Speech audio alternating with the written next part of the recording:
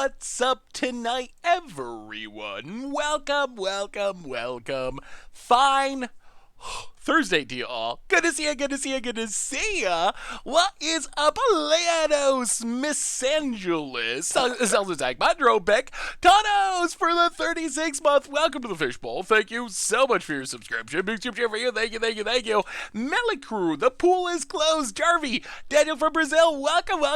Oh yeah, it is new Modern night, but first, we're officially, a week after Kaldeheim released a paper? 2 weeks now, which apparently means it's time for early Strixhaven spoilers. I don't know if y'all have seen these cards yet, but just a few minutes ago on Watsy's stream, they started dumping Kaldeheim spoilers already with a whole cycle of commands and... yes, the 5 houses are confirmed. There's a Boros, I don't remember the names. They all, I guess they're on the cards actually. Witherbloom, Silverquill, Quandix, Preserme, Lowerhold. So those are the schools or the houses that the set is about. And we got commands for each of them. Which of them are best? Which of them are worse? All right, we got to talk about it. We got new cards. How can we not talk about them? I'm kind of wondering if the colors that are missing from this set will be the colors focused on in the D&D set. Like maybe, because Kaldeheim kind of had everything. You had 10 two-color pairs. And now we have Strixhaven, which is apparently 5 two-color pairs. So then maybe the D&D set's going to be the other 5 two-color pairs, if that makes sense. So yeah, I mean, Pissamari. I think it's like an Italian house, maybe. Something like that. I think that's what the flavor is. Anyway, command-wise, I don't think the Boros one's the worst one. Like, if you actually read the card, 5 mana instant speed. You get to choose to, like any command. Make a 3/2 spirit. Okay. Creatures you control get +1/+0 and indestructible and haste until end of turn. That's good. Lightning Helix, essentially, except you can target someone else if you want to with the life gain. That's good. Sack a permanent, draw 2 cards. I think if you really think about this, what I like about this is it's good on offense and on defense. On offense, worst case, empty board, 5 mana, you'll end up getting what? A 4/2 indestructible haster until end of turn. That's not super efficient, but it's not bad. Or you could like make a 3/2 and hit your opponent for 3. That's nice. So, and then you can use it defensively to save your creatures from harass. So I actually think, yeah, it's not super cheap. It could be 4 mana maybe, and it would be insane. But I actually don't think the Boros one is actually bad. The P command, the Is It command, I think it was really good. It's kind of like Kolaghan's command. If you actually read it, it is very close to Kolaghan's command. You get Kolaghan's command mode, shock. You get Kolaghan's command mode, blow up an artifact. And then you get Make a Treasure, which, that's fine. Like, sometimes that'll be helpful. Does reduce the cost, essentially, if you can cast something with that mana. And then the Faithless Looting mode, reasonable. I think it's a pretty good card. The Simic command, this one is the hardest one to make sense of. I actually feel like it might sneakily be one of the best ones in our current standard format, where you have bounce a creature, Planeswalker. For 3 mana, that's a little expensive. Massimo, welcome to the Fishbowl. Thank you so much for your subscription. Big super cheer for you. A little bit expensive at 3 mana. That's like a 1 mana effect, I would say. However, counter an artifact or enchantment in a world of Embercleaves and Showdown of the Skulls and Great Henges. That's actually pretty good. 2 counters on something. The bounce plus pump, that could be a good way to close out the game. And then you get a little, like, I don't know, mill protection, like a Gaia's, I want to say Embrace, but it's not Embrace. You know what I mean? Gaia's something that shuffles cards back in. Hey, what's up, Shipper Phoenix? How are you? Silverquill, this one suffers a bit from being sorcery speed, but still, I mean, it is a straight up 2-for-1. Like, draw a card, lose a life, someone sacrifice something. That's a 2-for-1. Reanimate something, plus sacrifice. That's a 2-for-1. Draw, reanimate. That's a 2-for-1. The pump ability, if it was instant speed, I think it would be better, but I think it's fine, even at sorcery speed, and this has new words on it. I don't know what y'all think about this. Return target creature card with mana value 2 or less from your graveyard to the battlefield. Mana value is apparently replacing converted mana cost. So, they said on their stream it's to make it less wordy and make it more understandable by new players. As someone who's played Magic a long time, it's weird to see CMC go away. Like, it's going to take a while for me to start calling things mana value instead of converted mana cost. Is it a good choice? It probably is. Like, I mean, simplifying terminology, That's good. Less words is good. Personally, I don't mind converting mana cost, but I've also been saying it for a million years, so I think it's a fine change. El Rotato for the 29th month. Welcome to the Fishbowl. Big soup cheer for you. Thank you, thank you, thank you. And then last, we have Witherbloom Command, which I think is the most eternal playable. So 2 mana sorcery. Target player mills 3, then you return a land card from your graveyard to your hand. Get back your Wasteland or something. Get back a cycling land, one of the sack lands that draws a card. Destroy target non-creature, non-land permanent CMC 2 or less, or mana value 2 or less. So that's going to blow up Renin 6. Going to blow up... Actually, what does that blow up? A Pithy Needle, Rest in Peace, some sideboard cards. Target creature gets -3, -1. Little weird at sorcery speed. At instant speed, that'd be really good. At sorcery speed, you can like pick something off, I guess. And then, well, it's non-creature, non-land. So you can't blow up a Goyf with it. Blow up an Ether Vial. Yeah, that would be another good one. And then the last one is a Collective Brutality mode, essentially. Target player loses 2, you gain 2. So I feel like these are pretty reasonable commands, at least for standard. And then I can't find the art. Where's the art of these right now? I'm doing well, Istanbul. And we are playing Modern. I don't know if I can find... Oh, no. Then they also announced something else where I'm trying to see if I can find... Let me see if I can find the images. So they also announced on the stream, they're doing like, I don't even know, like pseudo masterpieces, I guess is what I would say. Okay, I can find, here's some of the art of them. So essentially, in every booster pack, or in every set booster pack, and multiples in collector booster packs, you're going to get one of these mystical archive cards. And these cards are a little weird. They're kind of masterpiece-esque, I would say. They look amazing. They're in normal packs, so it's not like you got to get a box topper, or you got to buy a collector's booster. You get one of these guaranteed in every booster pack, from, if I'm understanding this right. And these cards are going to come to Arena. However, they are not standard legal. They're not standard legal. They're also not necessarily historic legal. Yes, 1 per pack. There's actually, from what they said on the stream, normal booster packs, like normal packs, not the special $20 ones, you are going to get one of these special border Mystic Archive cards per pack guaranteed. So yeah, so you're going to get these in every pack.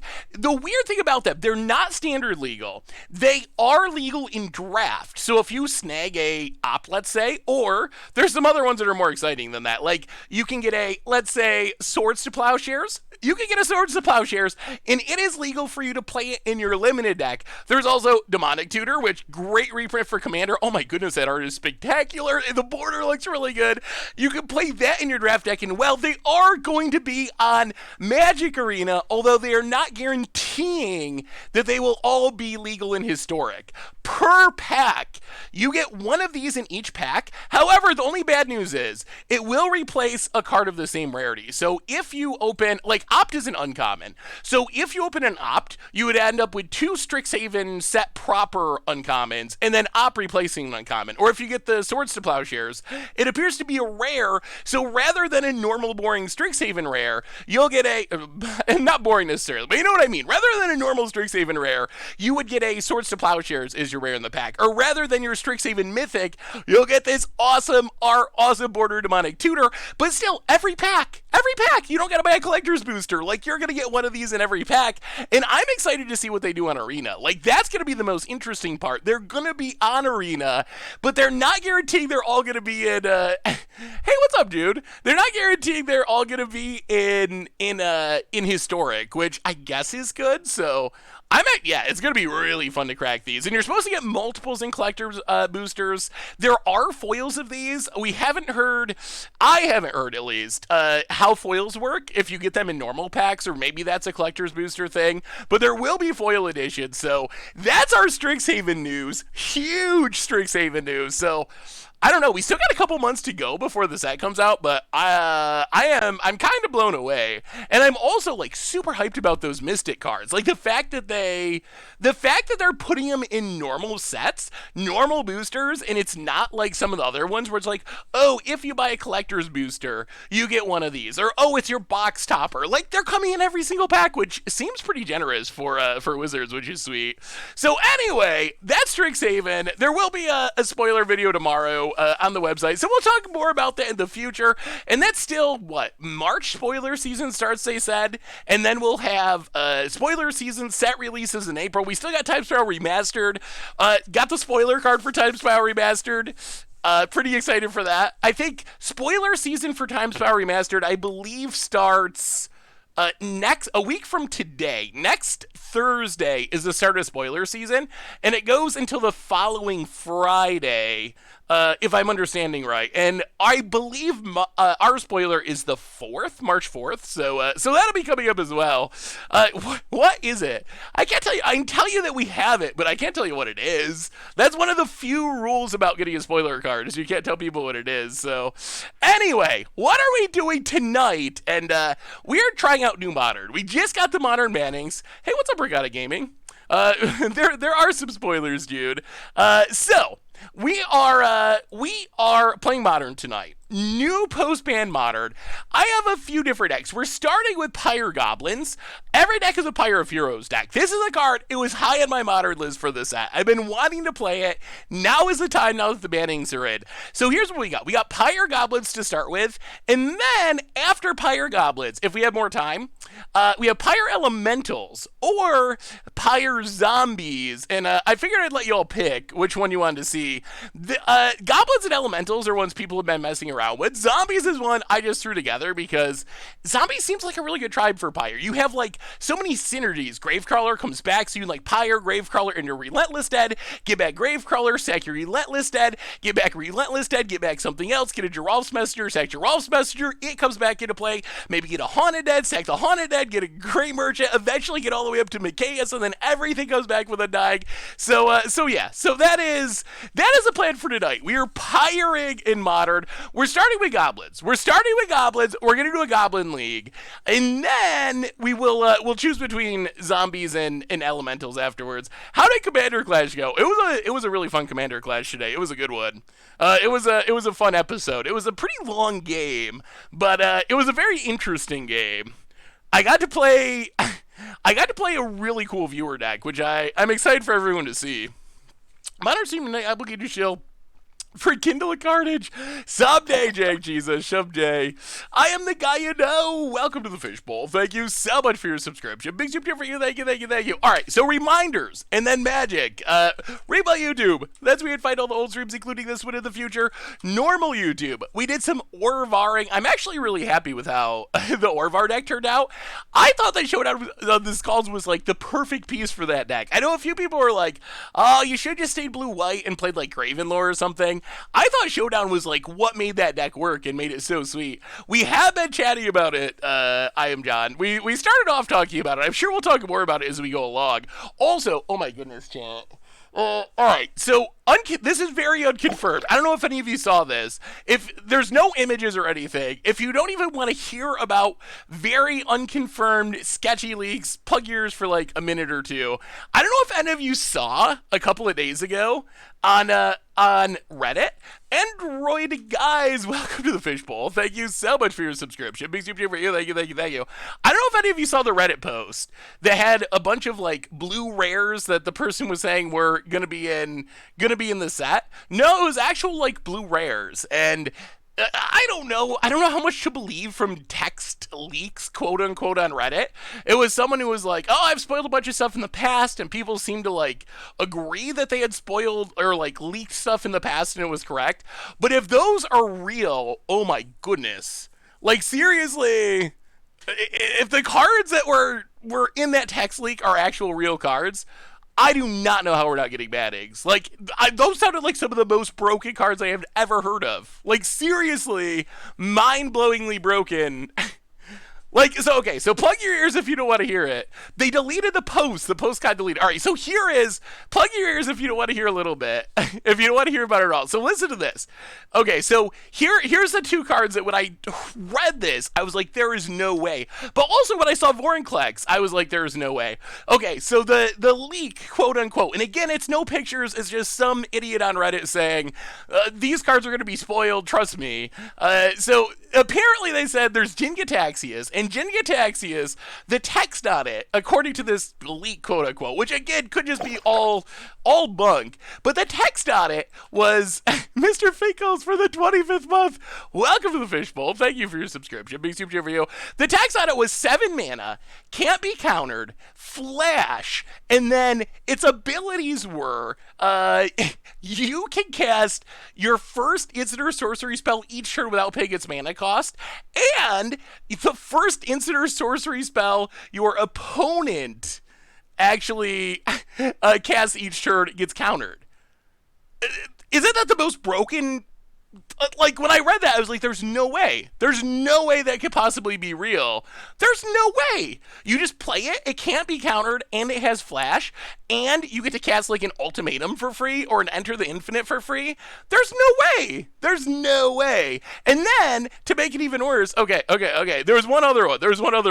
And I don't even remember the name of this card. It was just 5 mana. 5 mana, draw 2, and then you could cast an instant or sorcery with its mana value less than or equal to the number of cards in your hand for free. So you just, like, go to 5 mana, you cast this, you draw 2, and then you ultimatum. It, like, ramps you into an ultimatum. This mono blue draw 2 5 mana draw spell. Is there any way that's actually a thing? Like, so I don't. I'm thinking that they can't be real. There's just no way, because, yeah, that sounds like ridiculously broken to me. Both of those cards sound ridiculously broken to me. I think it said mana cause. It did say mana value, but that's the new term, mana value. So, anyway, that is where we're at with Strixhaven. But anyway, we gotta finish our reminders. Oh man, that is so power creepy. You can unplug your ears if you didn't want to hear about very unconfirmed things. Our sponsor tonight is Card Kingdom, and if you need some magic cards, you know where you can get them. The answer is over at cardkingdom.com. You can even get a free Scoop Soldier sticker. Just let them know you want one in your order notes. So, I don't know, Time Tower Remastered up for pre-order now. Strixhaven coming soon. So, thank you to Card Kingdom for supporting the show. Otherwise, merch page, tokens, t-shirts, playbats, get away to support the stream and the channel and the site. Donations, always appreciated, never required. $2 support gets your message read on stream. And, finally, Discord is new and improved. So, we talk more about Kaldeheim as we go on. Does that not sound broken to you? Some people are like, that doesn't sound broken. Like, to me, that sounds incredibly broken. How would that not be incredibly broken? Could it, like, in Standard, don't you just, like, cast free ultimatums all the time? To me, that just sounds like cast ultimatums for free repeatedly. Well, no, stopping your opponent's thing is one thing. The casting your own stuff for free is what... The casting your own stuff for free is what sounds especially broken to me, but... I guess we'll find out. Maybe it's real, and maybe it's not broken. Everything takes place in the context of the set. I guess if it was real, I'm going to be all about that. If it is real, that draw spell, that's another way to cast Restore Balances. It casts Ancestral Visions and cards like that, and getting around it, which would be pretty sweet. Hey, what's up, Zach? All right, so we are starting off tonight. Pyre Knight in Modern, new post-ban Modern. We're starting off with Goblins, and the reason Pyre of Heroes, our new tribal birthing pod, is good in Goblins is Goblins wants to set up combos. So what are we doing with Pyre? We are trying to win with the Snoop combo. Trying to get a Snoop on the battlefield, trying to get a Harbinger, which we can tutor up with Pyre of Heroes, to get a Kiki Jiki and a Harbinger on the top of our deck, do the same shenanigans where Snoop is a Kiki Jiki and copy, infinite copies, kill ya. We also can just value people with Ringleaders, with Sling Gang Lieutenants. We can play a bunch of 1-ups thanks to Pyre of Heroes to get like a Mons to drain our opponent that way, Chieftain to just go beatdowns, Prospector for mana shenanigans. Hey, what's up, Dude Dastardly? How are you? Zach off. Welcome to the Fishbowl. Thank you so much for your subscription. Big super for you. Thank you. Yeah, Muxus is not Modern legal, thankfully. It is Legacy legal, but not Modern legal. Otherwise, sideboard, we get Blood Moon, which we're gonna talk about as we go along. We gotta talk about Blood Moon because I need your opinion, chat. I need your opinion. I trust you. I trust you to tell me if I'm an idiot. So I trust you, chat. So I'm gonna ask you about Blood Moon as we go. But anyway, we have Fatal Pushes. We gotta have the Yargles. Yargle Fatal Pushes, Thought Seizes, Blood Moons, Trash Master for artifacts. Weirding is an edict against Boggles. Terminate for more removal, and that's the deck. Goblins, combos, Pyres. Let's give it a shot. Let's jump into a league. Oh, Commander Clash. I better get off of this. You can see my super sweet viewer submitted Commander Clash deck. That deck was sweet. All right. Modern. League. Go. So, yeah, okay, so, chat, here's a question. Hey, thank you, Zakoff. I appreciate it. Have I seen the Mortal Kombat trailer? I've seen people tweeting about it. I haven't actually seen it, though. I don't really care that much about Mortal Kombat, honestly. I care more than I care about X-Men, but less than I care about Magic. So it's somewhere in that range.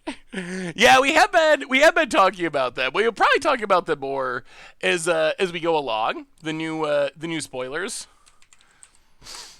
But we already talked about them once. So here's my question for you, chat, and I trust that you will not guide me astray. So, Blood Moon. Blood Moon, is it a fair Magic card? So here's my argument. And same with Chalice of the Void. Chalice of the Void, is it a fair Magic card? So here, let me lay out my case. My case is, when you play a Chalice of the Void on turn 1, you're not doing something unfair. What you're doing is stopping your opponent from doing something unfair, which in turn would mean that you're doing something that's fair. The same with Blood Moon. When you play a Blood Moon, you're not doing something unfair. You're just stopping your opponent from winning with Field of the Dead or like doing anything. You're stopping them from doing something unfair. Yeah, sure, maybe they would do something fair with their mana, but how do you know? Like, how do you know heading into it on turn 1 when you cast a Blood Moon? It's not like you know what your opponent's doing, and you can be like, oh, they're playing a nice, kind, fair deck, so I will not Blood Moon them on turn 1. So my argument is that playstyle is actually fair, because you're stopping the other people from doing unfair things. Corporal, I will admit that not everyone buys that argument. As I learned today on Twitter, many people do not agree with the Blood Moon is good. Who would have thought that many people would disagree with Blood Moon is good, clean, fair Magic argument? but apparently many people do disagree with that statement. Stream mode achieved. I mean, that's I might be. Hey, what's up, Suzuki? How are you, editor extraordinaire? Good to see ya. All right, we'll play first. Let's go. Oh, 3 vials, eh? I mean, we do have a ringleader. If we set a vial on every possible mana value, then we'll probably be fine, right? Tap, put a creature with mana value equal to the number of charge counters. Oh, send it back. Yeah, we should probably actually bullet. Ooh, wow. All right. Well, sure. We will put back a ether vial. Well, Pyre of Heroes, time to shine. Yeah, mana value is going to be the new converted mana cost as of Strixhaven. They're changing the wording a bit. Hey, what's up, Longshots? How are you? Good to see you. So Auntie's Hovel, reveal the Crate Maker, Ether Vial, go. This hand's not good, but mana value is weird, isn't it? Maybe it's because it was basically fake. Like, I'm okay with it. It's going to take some getting used to, but I see why Wizards is trying to do it, and I think that what they are trying to do is worthwhile. Like, I think what they're trying to do is they have worthy goals. Whether or not it works out perfectly, we'll see, but CMC, yeah, CMC is getting retired. Hey, good to see you, Cheeky. CMC is getting retired when Strixhaven comes out, and instead we're gonna have mana value in its place. It means mana value is gonna mean exactly the same thing as converted mana cost, except it will not, be converted mana cost. It'll be mana value. All right, let's do this. Let's Pyre of Heroes. Sack this. I think we just go beatdowns. Just grab the Lord. Yeah. Here they come. Here come the Gobos. Hit you for 6. Don't Primeval Titan us, please. They also change... Wait, no, they changed Shuffle? What did they change Shuffle to? Dryad. Valakut. Alright, that's not great for us.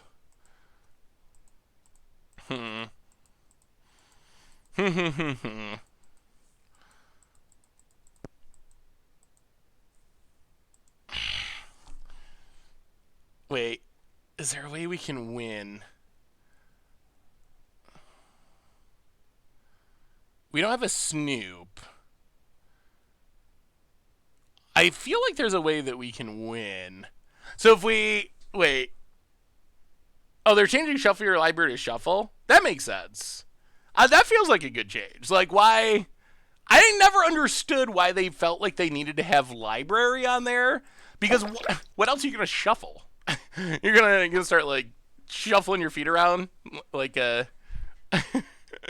like an old person walking. Like, what else are you going to shuffle? Shuffle your graveyard. Yeah, I guess technically you could shuffle your graveyard. But do you think anyone would make that mistake? Like, if Wizards didn't clarify library, do you think people are just gonna grab a random pile of cards from their desk and start shuffling them and be like, "Oh, Wizards told me to."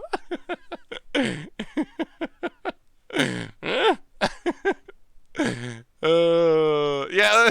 Okay. On second thought, I guess that's if there's one thing I know about us Magic players is we tend to be sticklers about technicalities. So I definitely could see someone at a tournament shuffling their graveyard and be like, "Man, it said shuffle."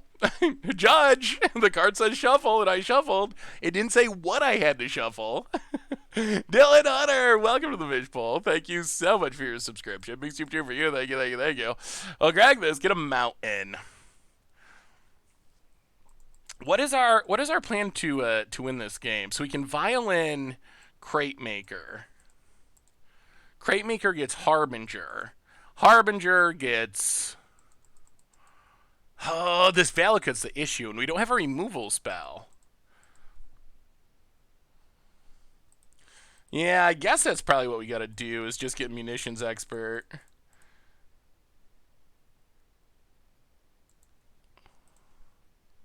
Sack this, Munitions Expert. Not helping us combo, but helping us stay alive for the time being. And we hit you for a bunch. Down to dead. Come on. No whammies, no whammies. Yeah, I think shortening makes sense. I actually think both of their goals for mana value, even though it's going to take me a while to get used to, I feel like both of their goals are pretty good ones. Like, less words, that's good. And making it more comprehensible for new players, also good. Opponent.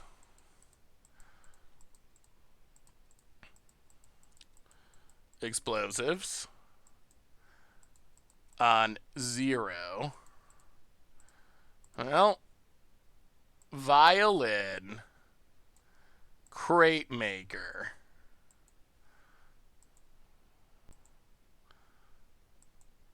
Untap. Vial gonna stay on 2, I think. Oh, we're short of lethal, though. Oh, wait. No, I think this works. Oh, we draw Ringleader? So if we hit our opponent for 7, hang on. Let's pull up this deck list. Let's make sure this works the way we think we do. It's been a while since I played Goblins. So if we grab Slingling Lieutenant, sack a Goblin, drain. Okay, that works. So we just hit our opponent with everything. Down to 3. Man, Pyre's been absurd. Like, Pyre is just straight up winning us this game. If we didn't have Pyre, I think we lose. Get Slinglang, make Goblins, sack Goblins. Oh, Pyre! Okay. Oh, Pyre was great. Pyre was, like, absolutely insane. Pyre won the match. Yeah, if you're coming in late, let me see if I can... If I could pull up the commands again real quick. So, which command is best? I would probably... I think it depends a little bit on the format. So, I would say immediately... Boy, I love these cards. They look so good. Like, this is probably what I'm most excited for, honestly, is Mystical Archive. Like, that's what I'm, like, most hyped for. But, as far as the commands themselves, for Standard, I'm going to lean towards an instant speed one. And I think... Jeez. Boy, that's tough. I think Witherbloom is the best for Eternal. If I had to pick one for outside of Standard, it's Witherbloom. As far as Standard... Oh, I actually think the Boros one is good. Yeah, Is It one is probably Eternal playable too. Is like a Is It Kolaghan's Command. I'm really on the fence with this one. The Simic one is the one I'm most on the fence. I think this card's either going to be great because of the counter artifact and enchantment, and then the other modes are fine. Or if counter artifact and enchantment isn't relevant, then it's probably not very good. Silver Quill, it is a straight up like 2-for-1. Like almost no matter what you do, it's going to be a 2-for-1. It is sorcery speed. Jeez. Choosing the best one for Standard is really, really tough. I think if I had to pick one for Standard... If I had to pick one for Standard, I might go with Boros. It might be Boros. That might be the best one. Actually, I think many of them are good for Standard, though. We should probably sideboard before we lose here. This is the time to bring in our very, very fair Blood Moons. So very, very fair Blood Moons in. Going out, should we cut some Ether Vials? One thing we saw with that hand is having Ether Vial and having Pyre leads to some clunkiness sometimes. Like, that seems like it could be a problem. I mean, yeah, Heroic Reinforcements was really good. Is it better than Heroic Reinforcements? You don't... Well, it is more expensive. Oh my god, we gotta... Alright, we're gonna go down Vials. This is probably the absolute worst thing that we can do, but we're gonna go down Vials. We're gonna go down Vials, go up Fair Magic.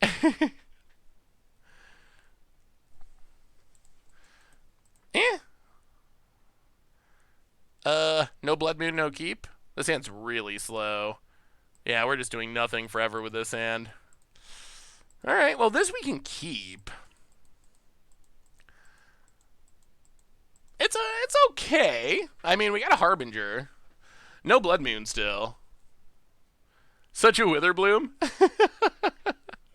It's going wonderful, Odyssey. How are you? Good to see you. What do you think is the best time to build Pyre with an Historic?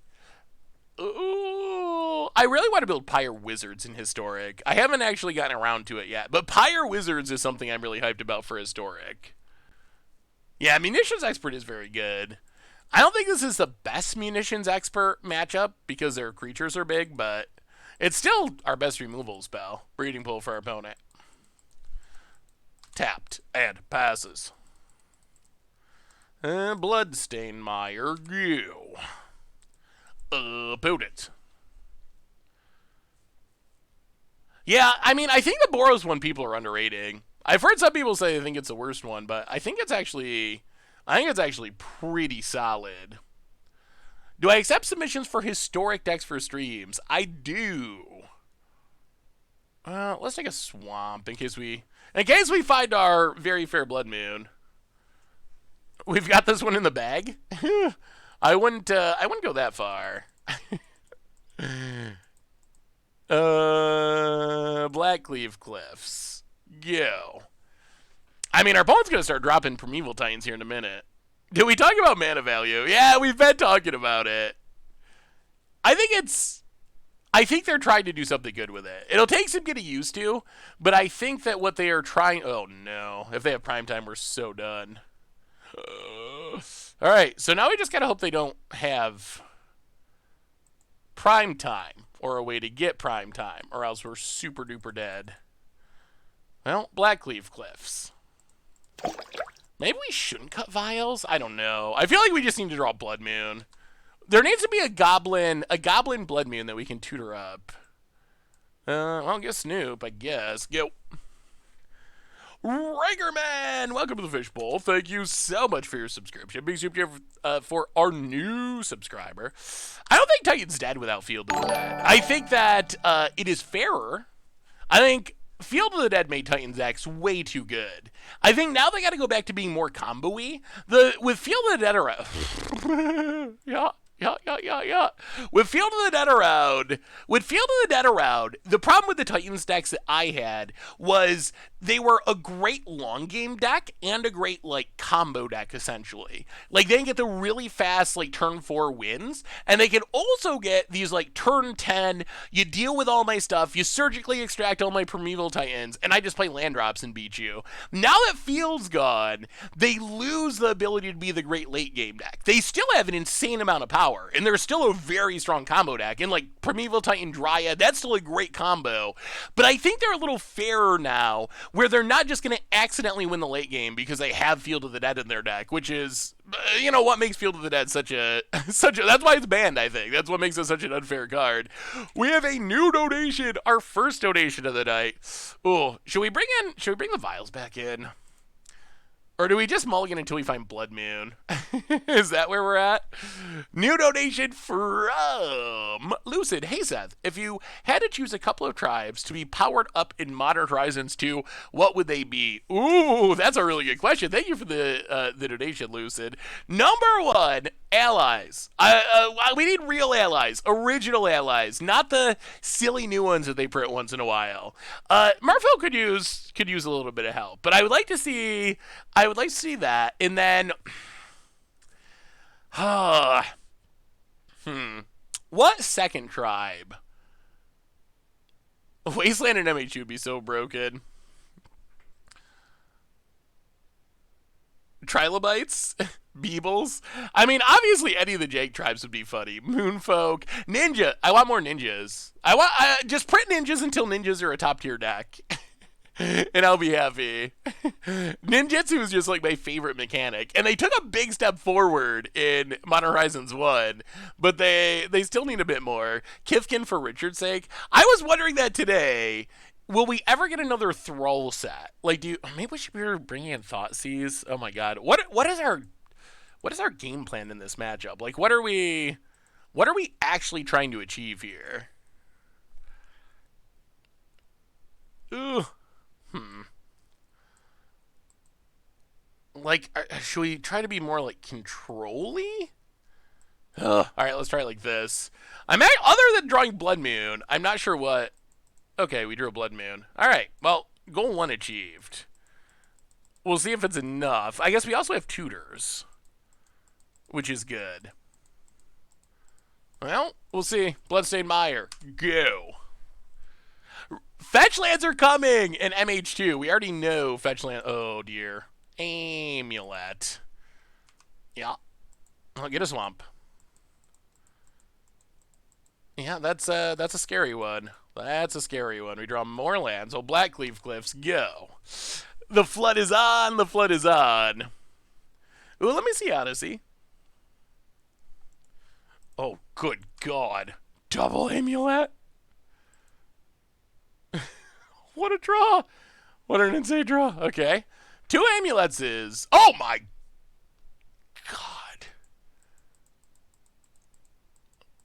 Well, we hope that this green mana is not representing a way to kill a Blood Moon. Whew. Amulet Tron. Well, yeah. Mountain. Oh. Little prayer to the magic gods. This green mana is not going to ruin us. Okay. We're alive for the time being. We need them not to go Forest Dryad, because then it undoes all this, and we... Hilariously, it also makes their lands come into play untapped. So it ruins their amulets.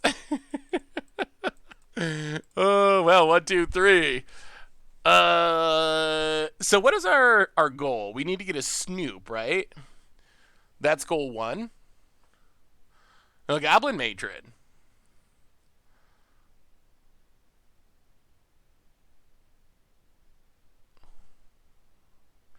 This is a fair Blood Moon. Even if you want to argue that Blood Moon is not a fair card, this is, triple amulet. This is a very fair use of Blood Moon. Because we are definitely stopping our opponent from doing something extremely unfair at the moment. It's got to just be Snoop. Alright, take a Snoop. Play a land. Go. Opponent. No forest, no forest, no forest.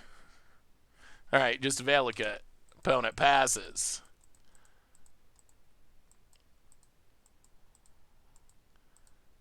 Cavern. Snoop. Harbinger.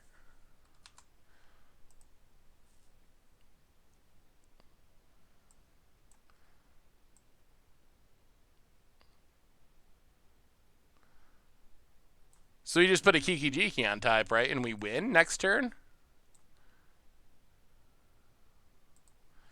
Alright. I'll hit you for one.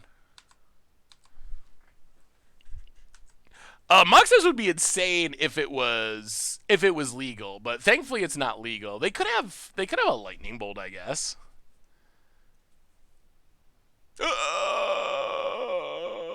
Or they could win. That's the other possibility. Force of Vigor. No.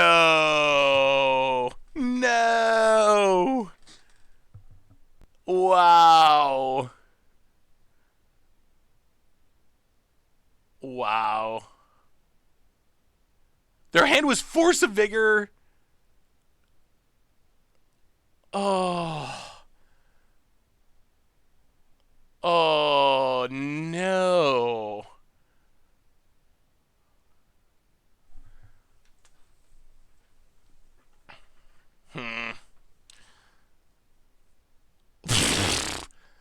Their hand was Force of Vigor, Dryad, Primeval Titan.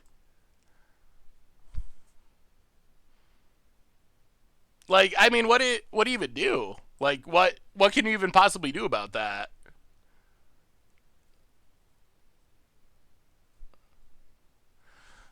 No, Jumpstart's not legal in Modern. Jumpstart has never been legal in Modern.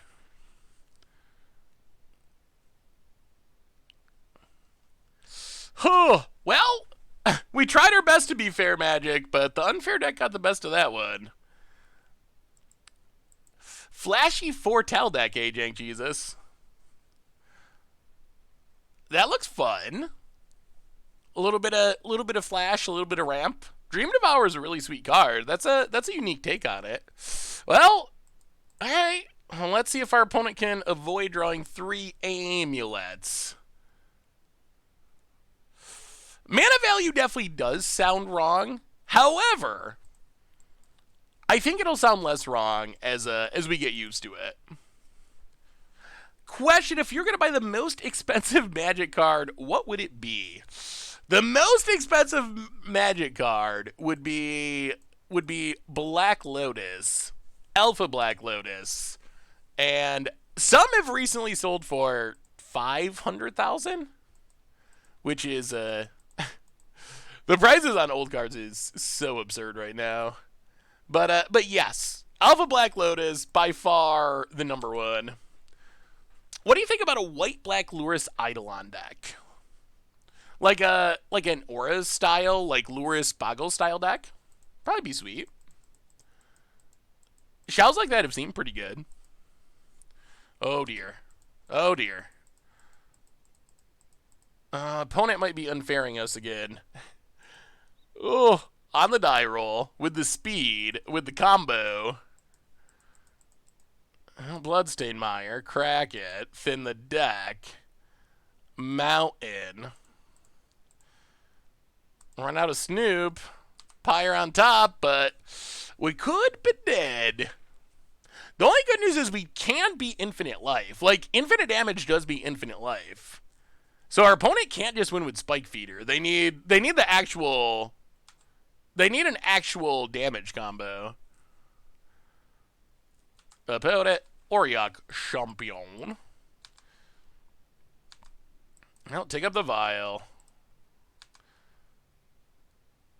Draw Pyre. Kiki on top. Snoop on top. If only you could vial from the top of your deck.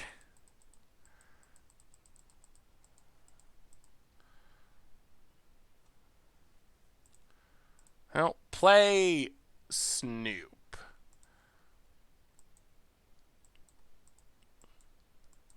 Opponent gains a life. I mean, I think this is fine, because then next turn we can just Pyre a Snoop and win. I think. Bloodstained Mire. We should... Ugh. I guess we should have shuffled. We could technically in a Kiki Jiki. We could shuffle into it.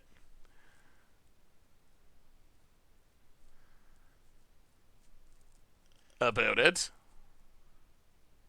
Oh. Alright, so opponent draws into infinite damage. Alright, sure.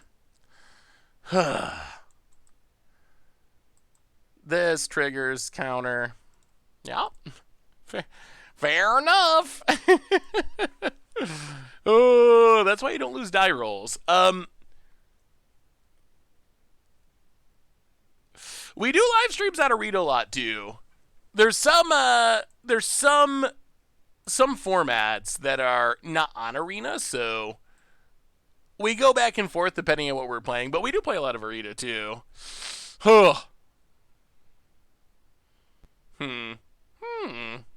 Alright. I mean, in that case, I think if we were on the play, we would have just comboed first. So maybe we just don't worry about it and mostly run it back. Like, we did have Pyre to set things up and go infinite the next turn.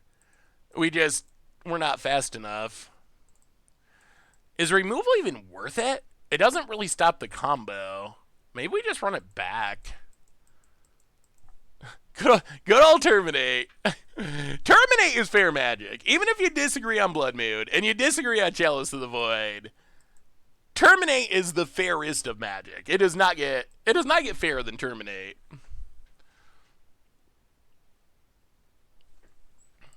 Alright, so land. Go. Please play a Mana Dork the Weak Munitions expert. Oh, I don't think I saw the deck list, Odyssey. Can you link it again? C4 to Bomb! Welcome to the Fishbowl. Thank you so much for your subscription. Big super for you. Thank you, thank you, thank you. I like the new commands. I think the new commands look super sweet. I think they all look very powerful, at least for standard. Alright, Arbor Elf. We have an answer for that. Opponent passes. Well, Mountain, and we'll just do this now so they don't get mana. Snipe down the Arbor Elf. Step 1. Pass the turn. And we got our Pyre. Don't have the mana for it yet. Oh, that deck looks good, Odyssey. Yeah, I mean, I think something like that looks very solid. My first Modern FNM, someone played Chalice on one turn one against me when I was playing Elves. I could play a spell all game. Oh, that happens sometimes. At the same time, so I think the crux of the argument is, the crux of my argument for it being a fair card is this. If your deck gets wrecked by Chalice of the Void, like, yeah, no matter what you're playing, you probably have some amount of 1-mana things in your deck. So if you're playing Jund, yeah, you're going to get your Thoughtseize isn't going to work or whatever, I think that's perfectly fine.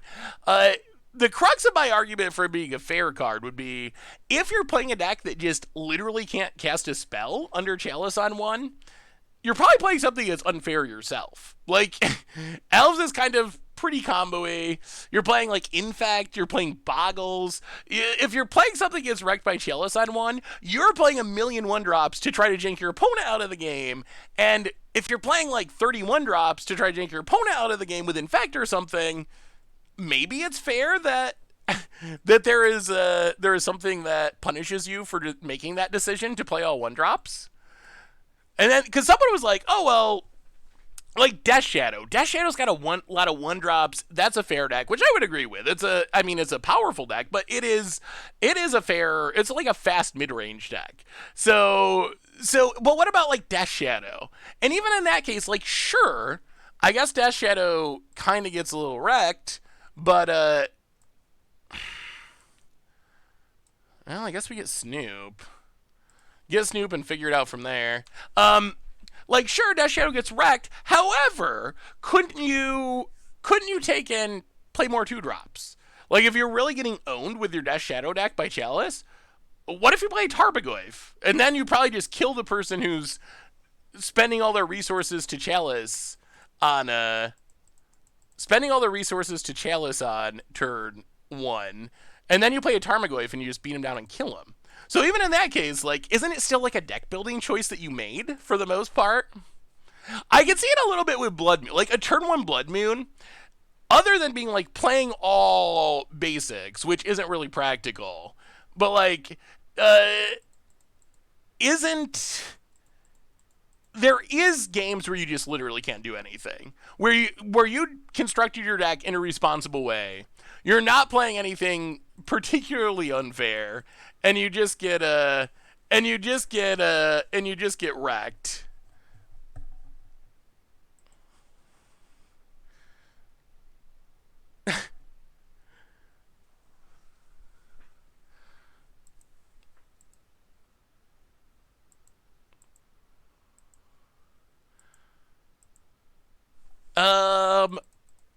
What are we doing here?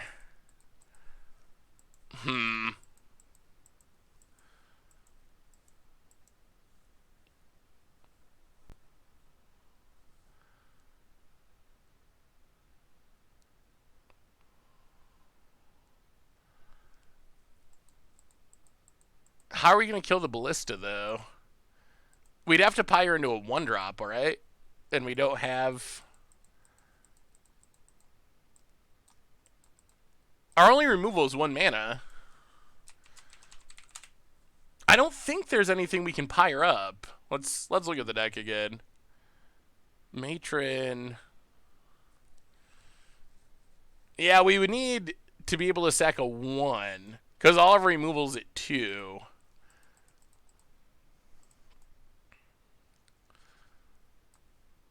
I'll crack this. I mean, Snoop would be ideal, but...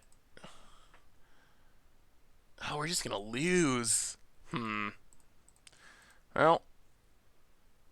Play Snoop.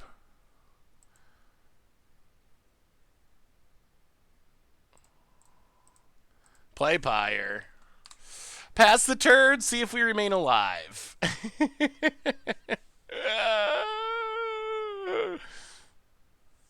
No attacks?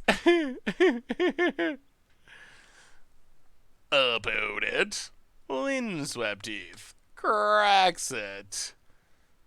We didn't bring in Trashmaster, but maybe we should have. Opponent, combat.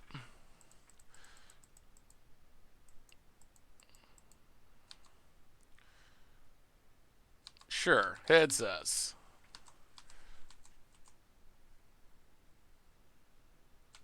Pumps the Ballista. Okay.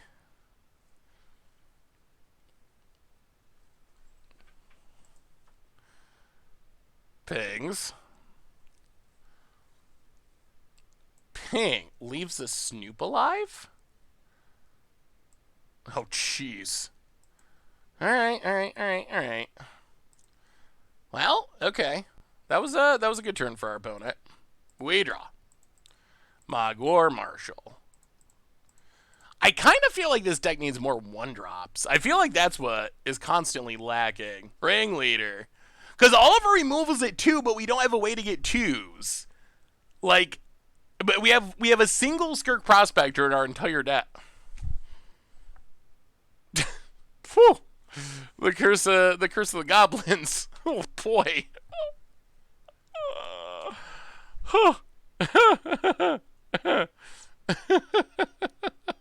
Woo! Not good. Not good at all. Hey, Skyglam Apparition.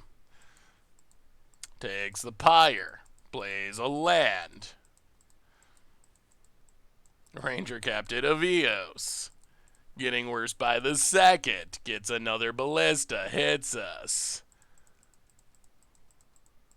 I cannot believe we whiffed with a Ringleader. That's ridiculous. 5 lands in a row on the top. Well, Kiki Jiki. I mean, what else can we really do?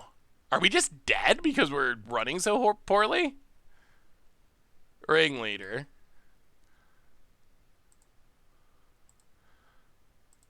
Well, better than a stone whiff, I guess, slightly, past the turn.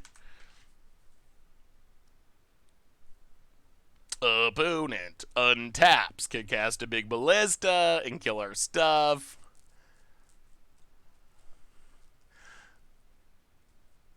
Yeah, I feel like the lack of 1-drops is really... I mean, so Pyre, it seems good for setting up combos, but it does not seem good for being a value card and getting removal, because we just don't have the right CMCs to make it happen, really.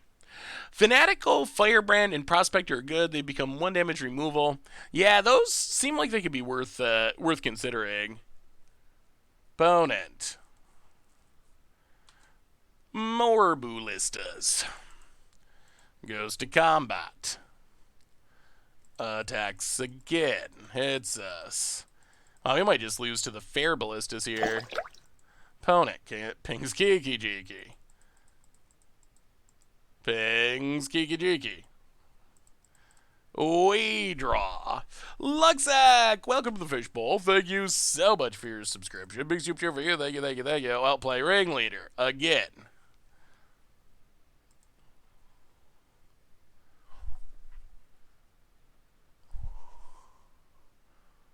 No way. I feel... Hang on a second. Hang on. 29 creatures. So 50% of our deck should be hits? Hi. Wow. Okay. Well, this is... unfortunate, I guess. We should have hit 6 creatures, and we've hit 2, I think. Yikes! Mana value and CMC are actually the exact same thing. Mana value is just the new wording. Eladrami's Call, Heliod, game. Heliod, and game. Yeah. Well, wow. That was something.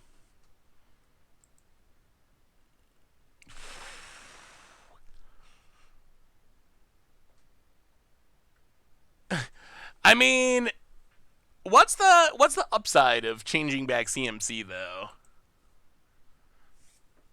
Yeah, I mean, I don't even know if we need the calculator for that one, because I know whiffing twice on a ringleader is very unlikely. I mean, we can look at the actual numbers and see just exactly how unlikely. I mean, so this is just for the deck in general, but 60 cards, 29 hits, sample size of 4. The odds of hitting 0. 0 will happen 6% of the time. Now, of course, we would have to calculate the exact number of cards in our deck or whatever, but in general, 0 happens 6% of the time. 1 would happen 26. 2 would happen 38. 3 would happen 23. 4 would happen 4. So we're roughly the same likelihood to get 0 as to get 4, when we will get 3 or 2 70% of the time? 60% of the time. 60% of the time we'll get 3 or 2. 10% of the time we'll get 0 or 4. And then, yeah. I mean, it's definitely very below the average. Oh, dear. All the true drops with a single land. Ooh. What do we do? Second land in this hand's great.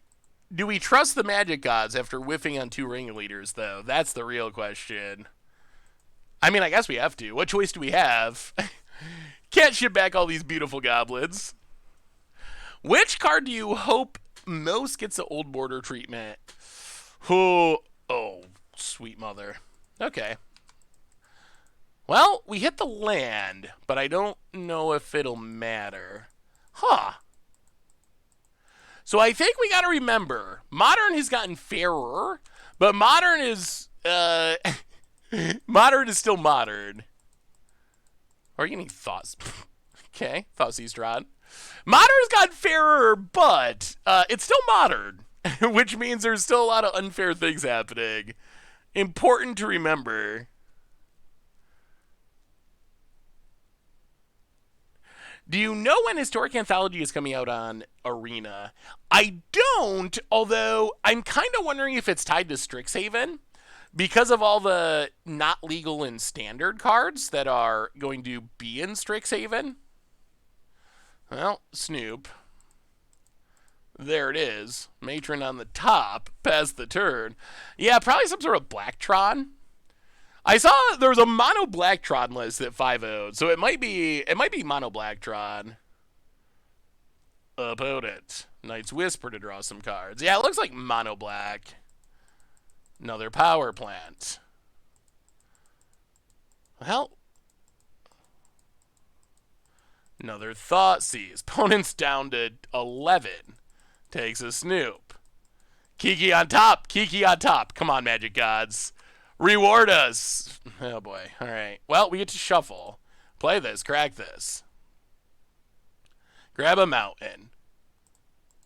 Not a Kiki. Goblin Matron. Come on. Kiki to the top. Kiki to the top. Take a Harbinger. Well, hit ya. Well, all right. This is our opponent's turn to do something. Next turn, we can combo if they can't do anything. Do you think that Mono Green Tron will play Vorinclex? Double Green's tough. I don't know if Mono Green Tron can play double green cards, period. Opponent, Maze Mind's Tome. Scries. They must have a Fatal Push. 1, 2, 3, 4, 5. They gotta have a Fatal Push. Or else none of this makes sense. Wall of Chaos! Welcome to the Fishbowl. Thank you so much for your subscription. Big super for you. Thank you, thank you, thank you. So we know that some of the... I believe that some of the cards are going to be legal in Historic. But the not legal in Historic cards are only instants or sorceries. Oh, are they? Oh, I didn't realize that. Era for the 10th month. Welcome to the Fishbowl. Thank you so much for your subscription. Big super for you. Thank you, thank you, thank you. Any updates on Moto going subscription based? They've done a couple of runs of like pay so much for a couple of weeks and you can use all the cards, but they have not.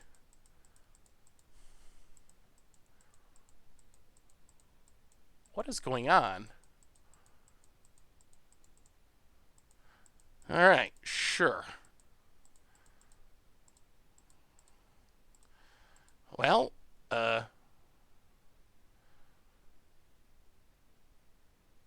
Matron, I guess.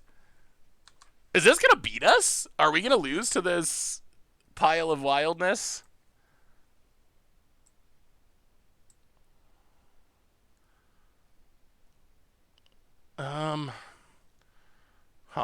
Well, take a Chieftain. Hit you for what? See if our opponent finally runs out of Thoughtseizes. Thoughtseize Trot over there. We can't cast Sling Gang, though. Like, Sling Gang is sweet if we had mana, but there isn't really any guarantee we're going to hit mana to cast it. Opponent draws a card. What might it be? Opponent. Field of Ruin. Well, we'll grab a land. Opponent gets a swamp. Seriously? You gotta be... Oh, you gotta be kidding me. You gotta be kidding me. Well, Harbinger.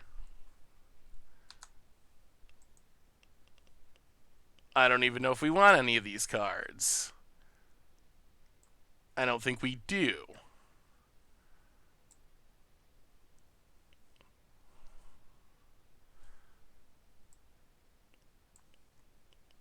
Yeah, hit ya. I mean, if this ends with our opponent playing like a Karn or Nugan and we lose, opponent untaps.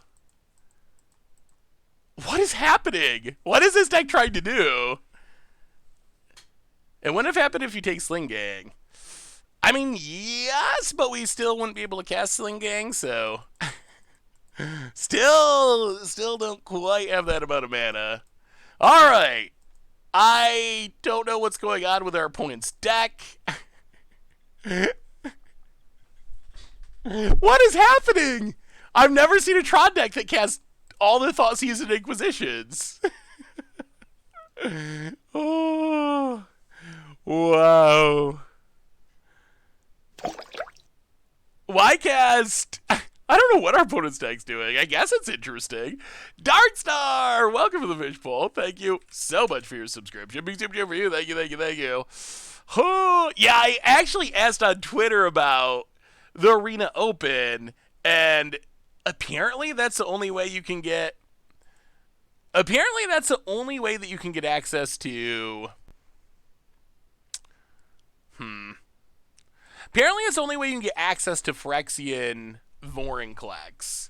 So, although the wording, if you actually read the wording of the response carefully, it said something like, we have no current plans to offer it in other ways or something like that. Yeah, it was worded in a way where it did leave the door open that they could change their mind in the future.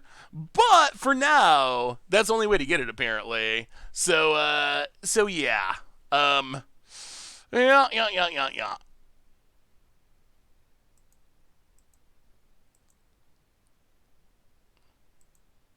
So I think that means I'm going to have to play in the open just to get Vorinclex. Think of it like buying the card style, essentially. Even though I don't think I'm going to take... Is it even worth Blood Mooning this deck? Like, how much do they care about Tron? I have no idea what's happening. Alright, going on one of these. Going on one of these. Going on one of these. Go 3 Blood Moons. And actually, Munitions Expert's probably not great. I don't even know what our opponent's deck's up to. How do you always win Magic together in Arena?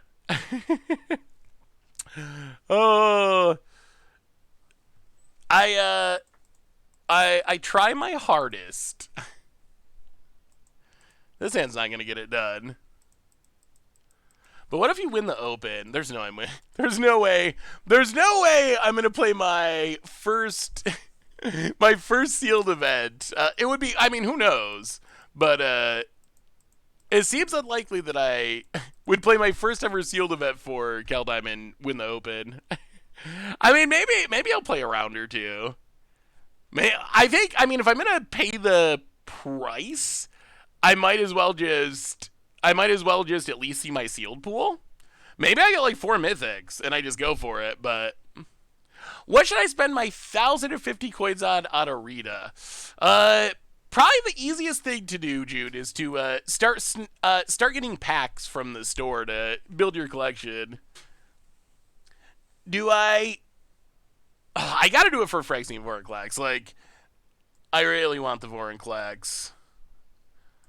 Well, we'll keep. Yeah, that sounds sweet. I think we put Munitions Expert to the bottom. A little worried about the amount of discard our opponent has.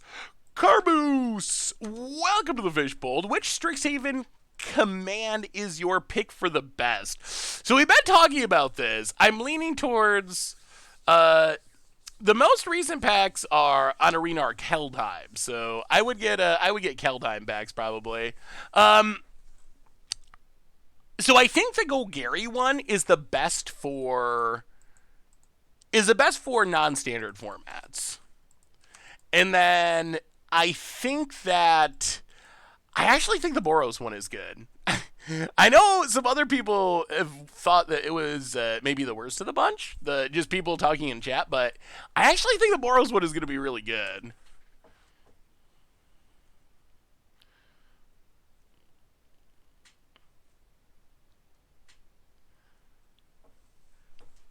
Yeah, drafting is a bit expensive. Oh, also, Jude, by the way, is is my little nephew who I've been teaching magic. So he's learning arena and just starting off. So he's trying to figure it out. So welcome to the stream, Jude. By the way, um, hmm, let's get on Pyre.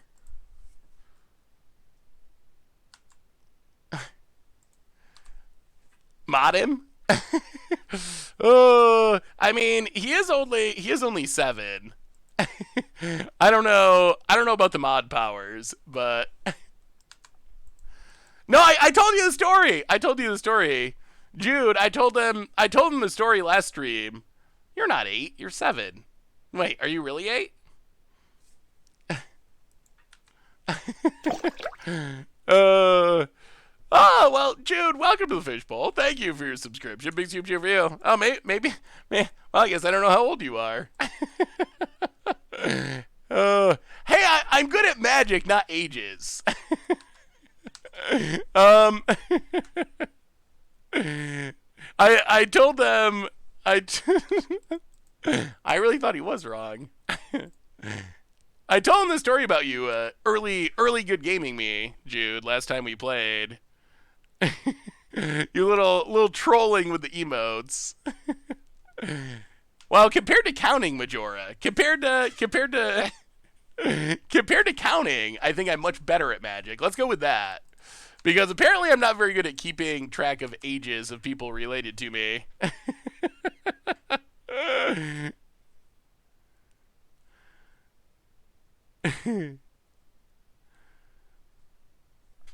Alright.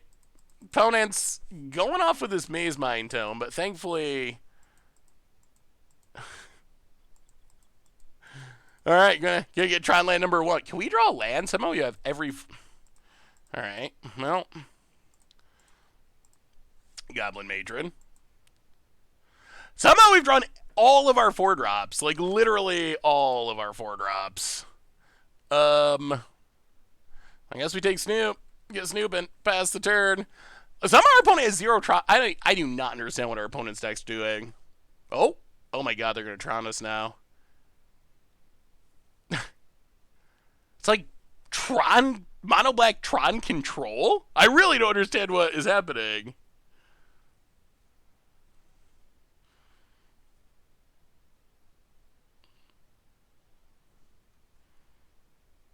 Yeah, I think he's good, Tautos. His his parents are around, so he should be fine. Mark Adober, welcome to the Fishbowl. Thank you so much for your subscription. Big super cheer for you. Thank you. Alright, Inquisition. Yeah, they're coming. They are coming.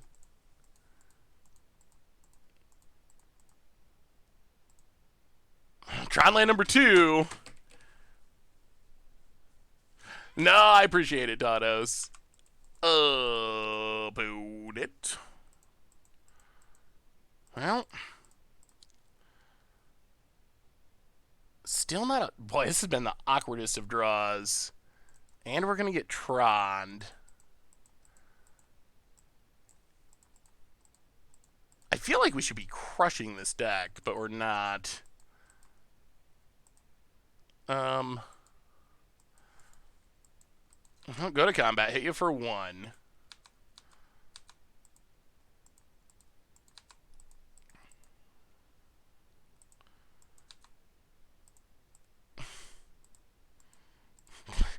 Play Great Maker.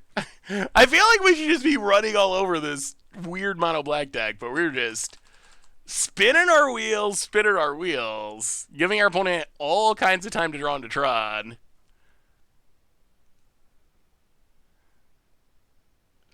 Any sub 5 ticks pioneerless. Hey, see you, Jude. Thanks for stopping by. Any sub... Yes, Black Sunset. Oh. If we draw a 4-drop, can we just draw land? Please? Alright. Alright, that is a land. Well, now we're getting closer to being in business. Gala Ringmaster. I don't know what our opponent's deck is doing. I have literally no idea. Goblin Ringmaster hates us. It's been so bad. It's been so bad every round. Hey, what's up, Grateful Dead? How are you? Okay, Tron assembled. We just did so much nothing that we let our opponent do nothing until we die.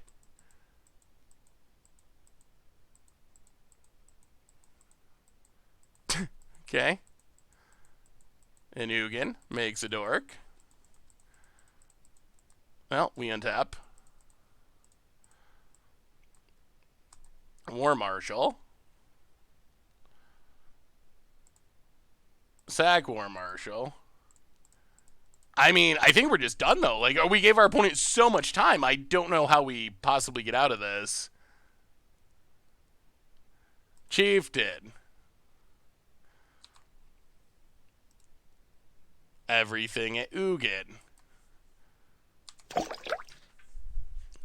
Thanos with a gift sub to Madison1. Welcome to the Fishbowl. Thank you so much for your subscription. Big super for you. Thank you, thank you, thank you.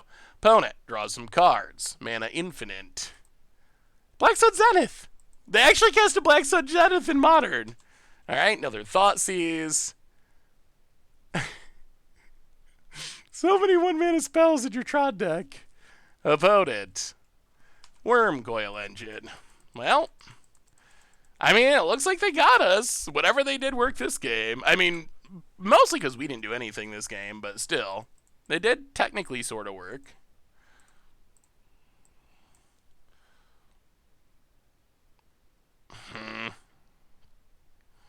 Play a Snoob.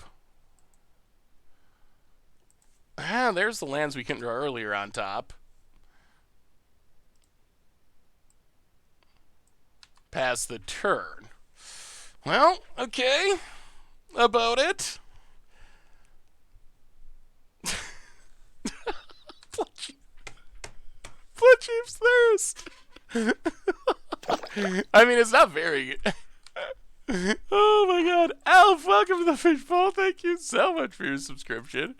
Big soup cheer for you. Thank you, thank you, thank you.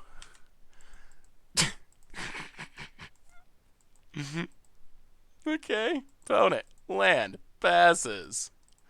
Well, play the land. Guess we gotta go on this Sling Gang plan. Hope our opponent does not draw big Tron things. Go to combat. Attack ya. Hit ya. Down to 20 again past the turn. What does our opponent draw?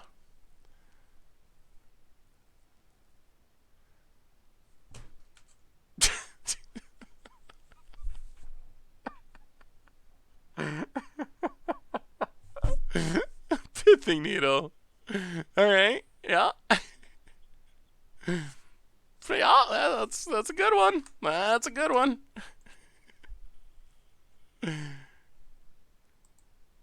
No, they shut down the Sling Gang, or else we could just block and sack the Wormcoil and win that way.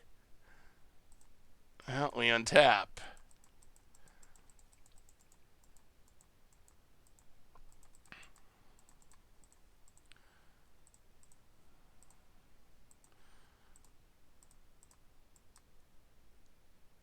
Play Kiki Jiki. Blackleaf Cliffs. Pass the turn. The thing that I'm worried about is eventually they're going to find... They got to have some sort of Tron thing in their deck, like an Ugin or something. So while we're doing okay for now, eventually they're going to, I assume, draw some big Tron thing that ruins us. About it. I think we just start Kiki Jiking Ringleader to try to draw some something. We took out most of our munitions experts, but Ringleader. Please don't whiff again, buddy. Come on. Okay. Okay. There we go. That's actually a pretty good... Actually a pretty good Ringleader. Only 2 cards, but 2 good cards. Opponent passes. Cavern on Goblin.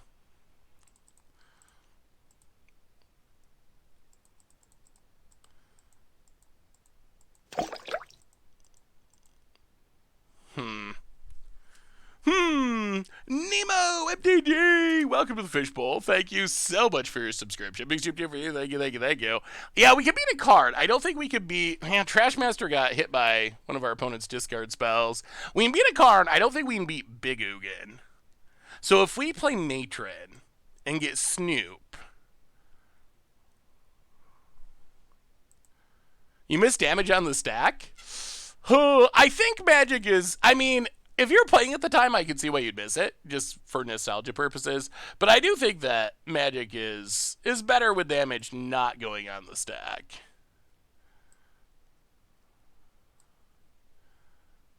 Let's take a Crate Maker. Play Crate Maker. I feel like getting rid of the Pithing Needle is pretty helpful.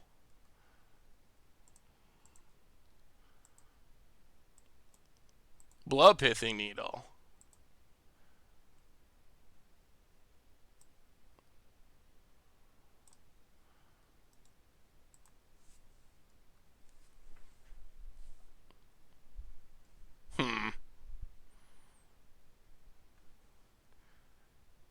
So if we attack with everything.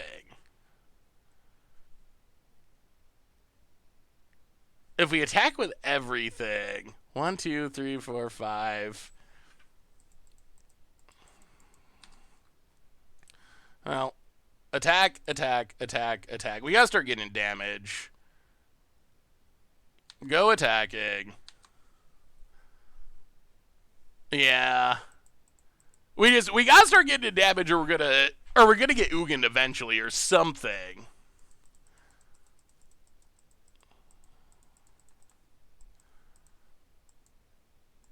Well, ping ya. Opponent's deck is pretty wild. As far as Tron decks go, this is definitely one of the more interesting Tron decks I've ever seen. Pass the turn. Opponent. Alright, now you can draw Thought Seizes. We're okay with that. Alright, Inquisition, sure. Takes Munitions Expert. And Pump Fake. Combat.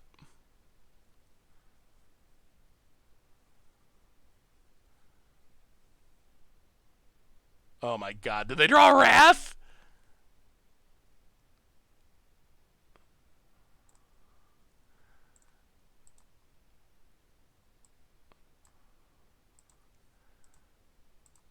Block sack, trade you.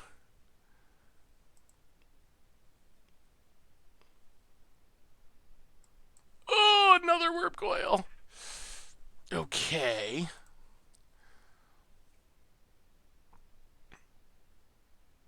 One, 2, 3, 4, 5, 6, 7, 8, 9, 10. I mean, this should be lethal, right? Sling Gang. Untap. Draw.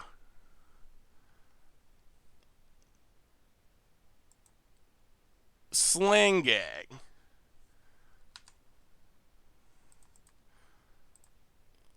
Sling Gang. All right, we'll just go Sling Gangs for days. Sling Gang.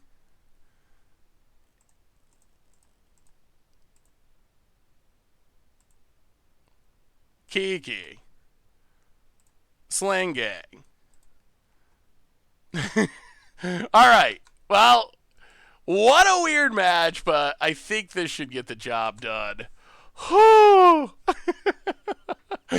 many Sling Gang lieutenants does it take to beat a Worm Coil engine? That is the question. Drain ya. Opponent goes to 4. Sack something. Drain ya. Sack something. Drain ya. Sack something. Drain ya. The answer is like a million. If you get enough Sling Gangs, you do get the job done. Wow. Huh. All right. Would you like to play opponent's deck at some point, chat? Is that a Tron deck that you would be interested in seeing? I assume I saw. I don't know if it's. Let me see. I don't know if it's exactly this list. Where's the list that someone 5-0'd with this week? I don't know if it's something you'd want to see or not. Oh no.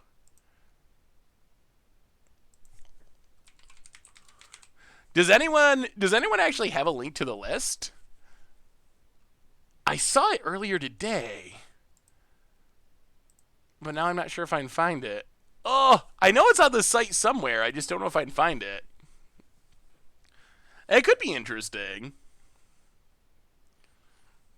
I was watching Tuesday's replay of this, and I wanted to comment. Kept forgetting it wasn't live. I can see that happening. Where is the Blacktron list? I was looking at different Modern decks today, and it's somewhere. I think it's in the other category. It might be this one. No, this one.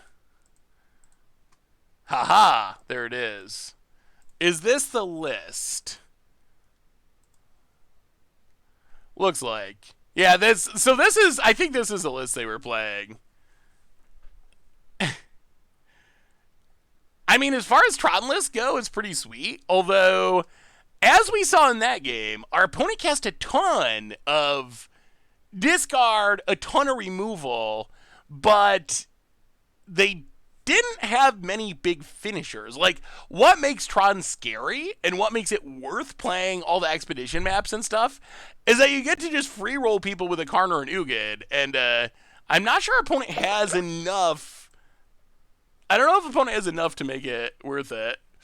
Gorgonex, welcome to the Fishbowl. Thank you so much for your subscription. Big super for you. Thank you. All right, we're on the comeback trail. We got to win. There's still a chance. Ooh, opponent's also violating. Opponent. Passes. Well, we will match your vial with a vial. Bloodstained Mire, get a Mountain, and Ether Vial, go. Are there any good Sultai Snow decks in Modern yet? I have not seen any Sultai Snow decks in Modern yet. I mean, I'm sure there could be, but it was a very slow draw deck, that's for sure. I guess what would the payoff be for being Sultai Snow? That might be the question. Thalia. Well, thankfully, we don't believe in playing non-creatures for the most part. Ether Vial. We'll take it up.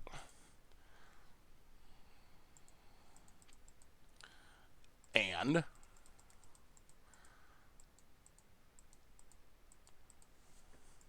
Harbinger.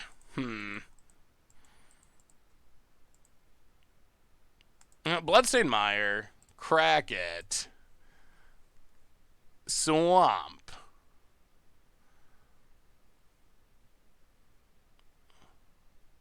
Do it now before Arbiter can violin.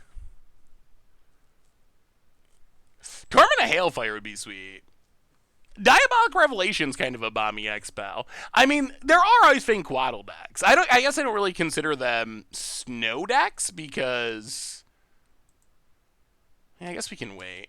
I don't really consider them snow decks because it's usually just Quaddle. But maybe that's enough that they should be considered snow decks. Yes. The Ether Vial Pump Fake. Would Lackey make this deck too OP? It would be very good. Lackey in Modern would be very good. Would it be too good? I don't know. Maybe it'd be fine, but it would be very strong.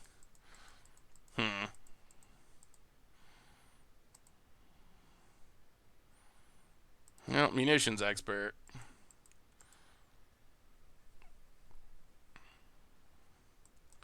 Kill the Thalia.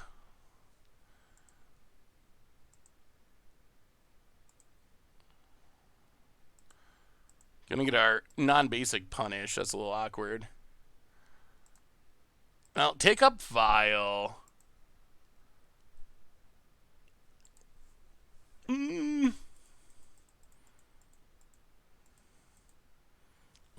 Interesting. Oh, Blood Crypt. Tapped.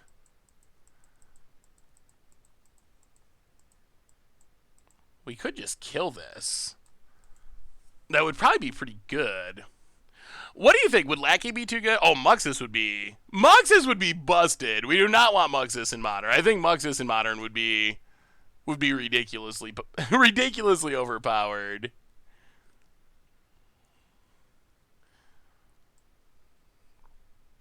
I guess we can wait and see what our opponent does. Opponent Vials. Again, a pump fake.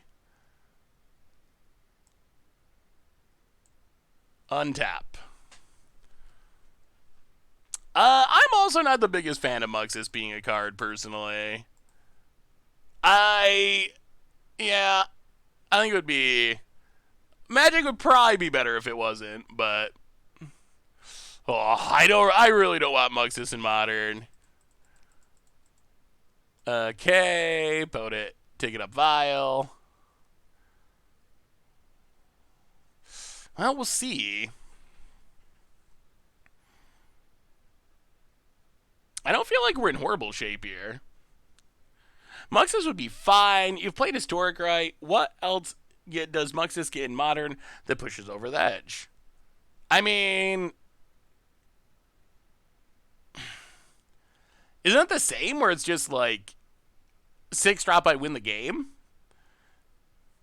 With some amount of Hearthstonian variance built in. So sometimes you do not win the game, but usually you win the game. I don't know. I don't like cards that... Tiny Boat in Modern would be sweet. I would like that.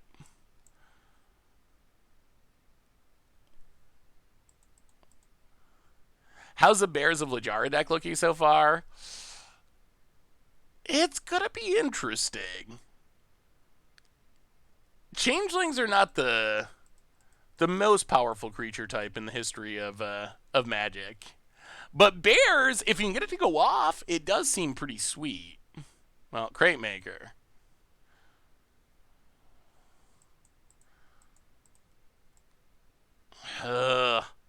Untap. Take up Vial. Draw. Ringleader.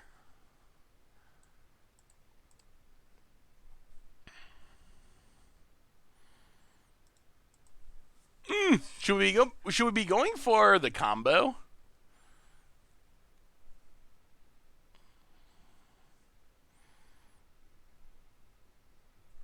I'm a little worried about them having...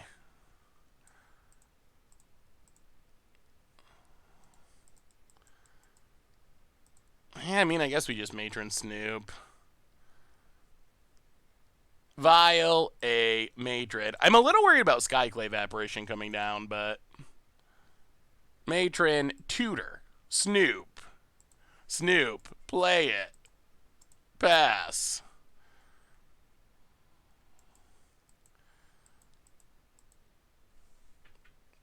Yeah, Munitions Expert's not horrible. I'll pass the turn. All right, no Skyclave Apparitions, please. About it. Vials in. Bugler. Hits. Oh, they're playing Yarion too? Is Yarion overrated now? I kind of feel like Yarion has become overrated. Like, do you think it's really worth playing 80 cards in your Death and Taxes deck? I feel like people default to it too much now. Like, it's good. It's obviously good. And there are decks that are Yarion decks that are very good. But I kind of feel like people just play Yarion even when they shouldn't play Yarion now. Yarion is an excuse. I mean, I think that's kind of it. I'm like, oh, I got Yarion, so I can play all these cards. Even though really your deck would probably be better if you trim 20. Yeah, that happens a lot. Now, especially now, pre-tax it was different. Like when you could just cast it, then all bets were off. But now that there's a 3-mana tax, that does happen a lot. I mean, I do it sometimes where I have a deck with a companion and I just forget to put it in my hand.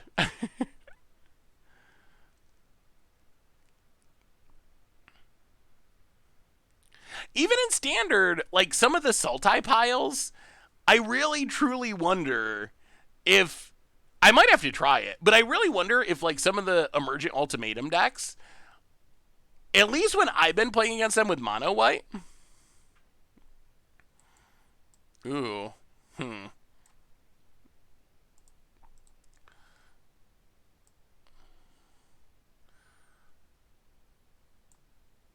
I'll blow up the vial. Make our opponent work for it. But even those decks, I kind of wonder, like, is it worth it? Because I play against them with the mono white deck, and I'm actually happy that it's a Yarion deck because they're less likely to hit their like Shadow Sphere or whatever. I like the idea of having extra mana for it because then you're using Ether Vial, but then you're not drawing Ether Vials as often. Yeah, like yeah, that's kind of my concern. I think you end up not drawing your good cards as often. Well, opponent hits this. I think they gotta revoke her, or they risk just losing.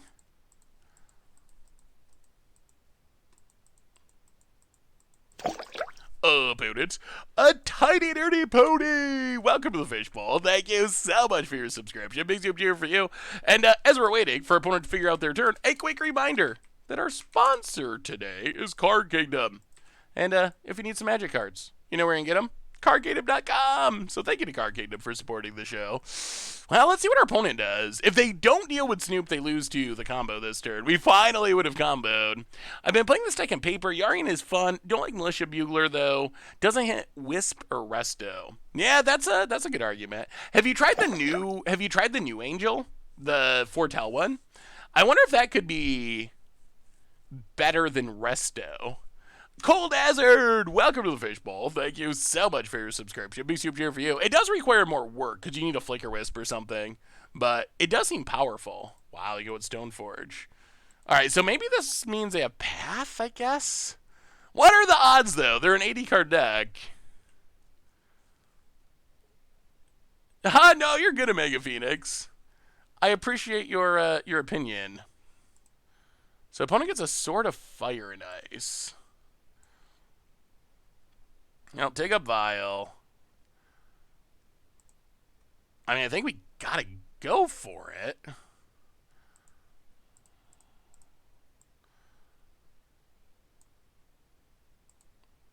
Harbinger.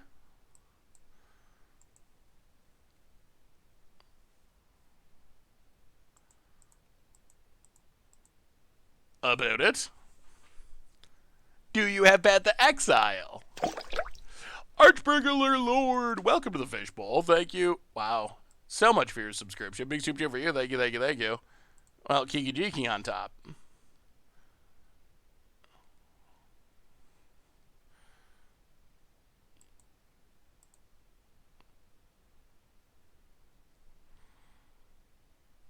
Oh, okay. Well, I guess that does it. I don't know what you're afraid of. Opponent apparently has nothing. Archburglar Lord, welcome to the fishbowl. Thank you so much for your subscription. Big super for you. Yeah, you could. You'd always post deck list ideas, Sir President. I'd love to see it. Well, let's bring in Fatal Push. Go down. I feel like if we bring in other non-creature spells, we almost kind of have to cut some number of vials or heroes. Hey, see you, Dolly Sal. Have a wonderful night. See you on Monday. And let me see some Sultai Snow. Vial seems good, though. Pyre also seems good. But then we lose too many...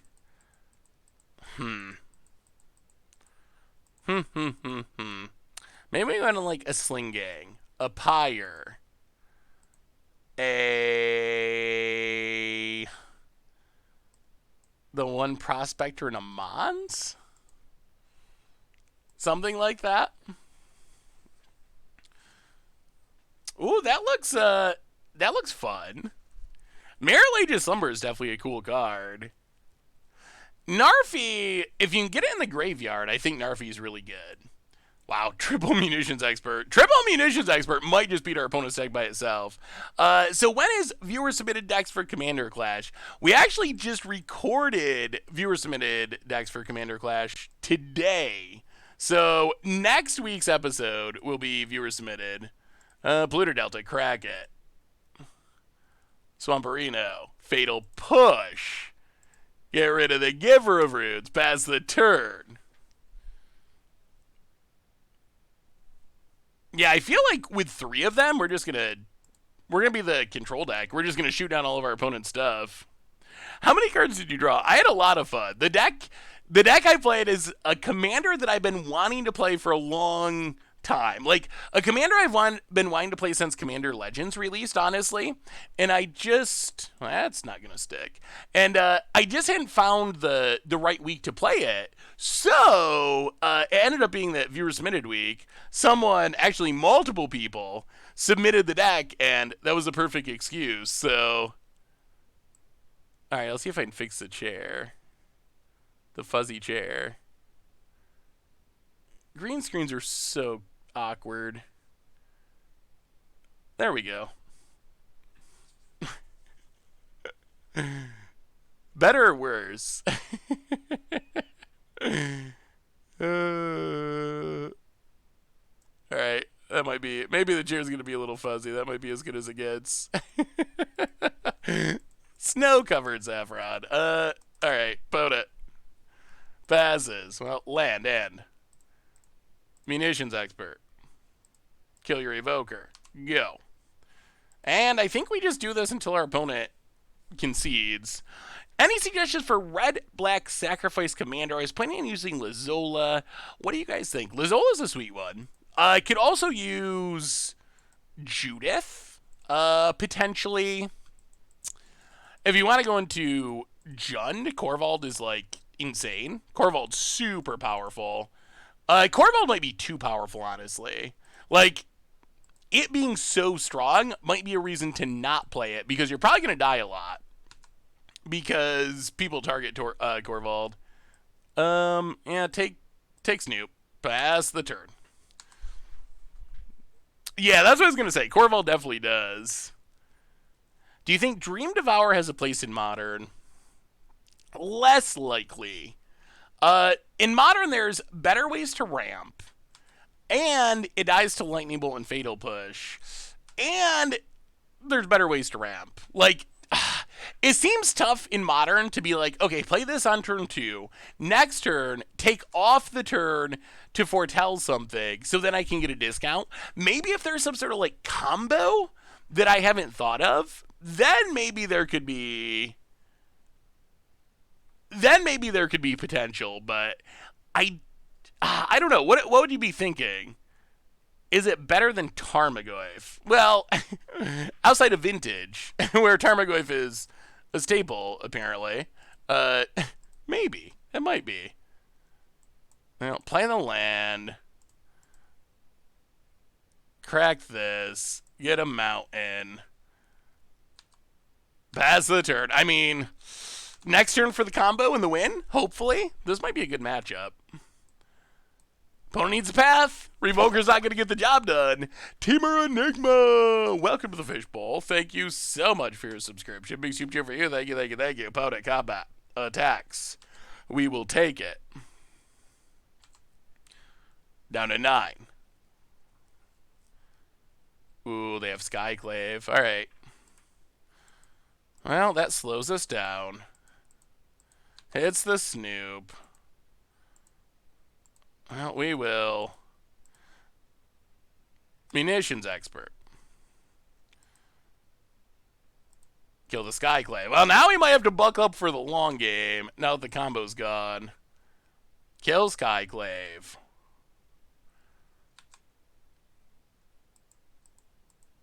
Untap.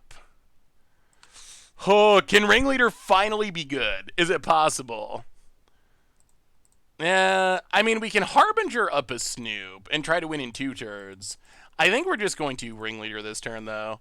And then next turn we can Harbinger and Munitions Expert, and we could just hit a Snoop. And we did hit a Snoop. All right. Not a bad Ringleader. Play the land. Pass the turn.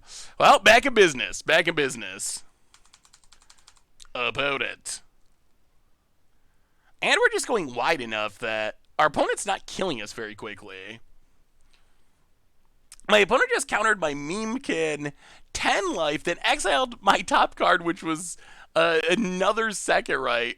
Rip Cream. Ooh.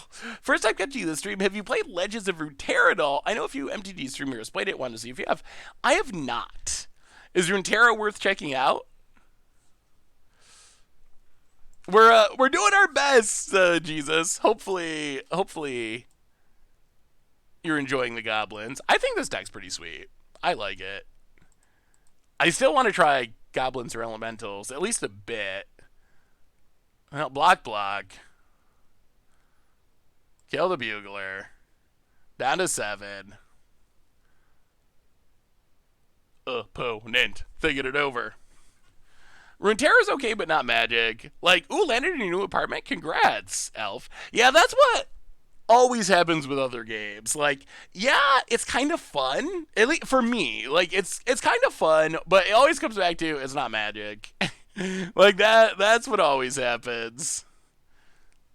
Opponent goes revoking. Sure. Probably named Snoop, I assume. Yeah. And Pyre would be pretty good with what we got going on now. Ooh, double Revoker. Interesting. Well, if they both name Snoop, then we might have to... Alright, well, maybe we're off the combo plan for now. Actually, I guess we can technically do it still. Well, play a Snoop. Wow, Kiki naturally on top. Play Crate Maker. Pass the turn. With the loss of Uro, what should I put in my Modern Niv deck? There's not really any... I mean, there's only one Uro. There's nothing that is... there is nothing that's Uro. I guess it would depend on what is in your list at the moment. Opponent, Skyclave, Apparition.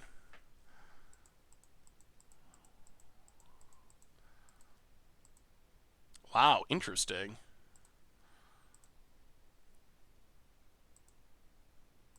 Oh, kill Revoker. I assume they'd go for Snoop to be safe. Our opponent does not know that they are probably about to die. Opponent. Attacks. Well, we will block and block. We are down to 7. Do they have a path? Do they have a path? Opponent. Upkeep stop set. Well, let's see if they got a path. We will Munitions Expert.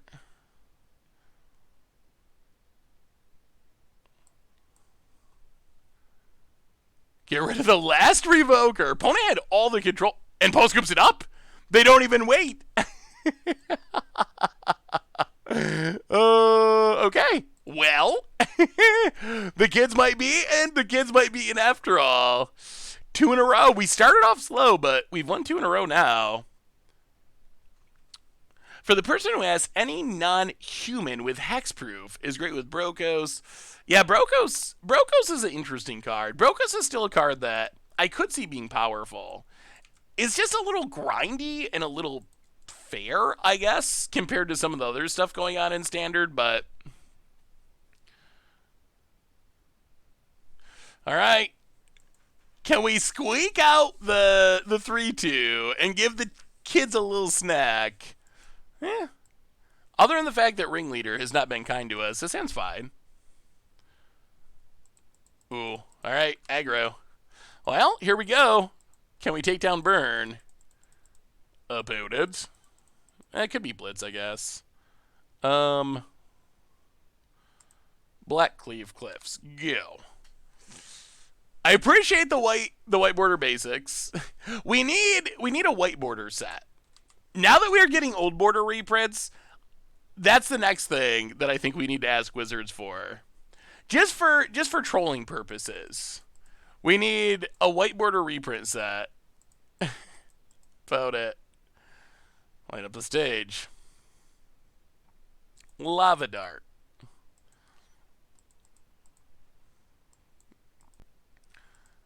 Well, Black Cleave Cliffs. Whew. Not looking good. Boot it. Broko's Hex Trigger sounds sweet.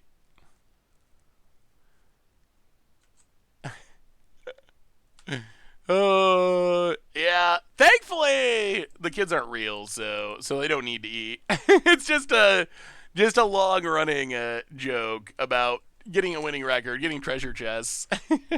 Although if I did have kids, I would probably try to feed them a treasure chest. I don't know if they'd go for it, but maybe.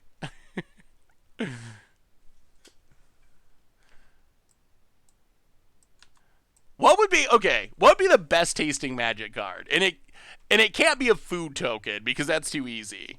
Like, let's say you actually had to survive off of eating cards from treasure chests. What would be the number one? What would be the number one on your list? Those are food though. Food.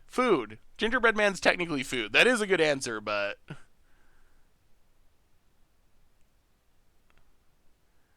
Hasu. Yes, Hasup is a perfect answer. But it's too hot, Taunos. That is a good answer. But it's too hot. It's so hot that that it burns your tongue and you die if you slip it all. That is a good answer, though. Bountiful giant ox. I could probably get myself to try a giant ox burger, I guess. Voted. Ooh, drop of honey. That's another good one. That's another very good answer. But is a drop enough? I don't know if a drop is enough to actually battered cow. Oh, opponent hitting some lands, or just so slow here. So slow. We can't even kill it with our crate maker because they'll sack a mountain. Wow, what do we do? Man, this feels horrible. Like, can we just not beat Blitz? Oh, the kids are going to be hungry. No battered cows for the kids today. No hot soup. Or bountiful harvest. Fry. That's another good answer. Well, I guess we take a munitions expert in case there's some way we survive.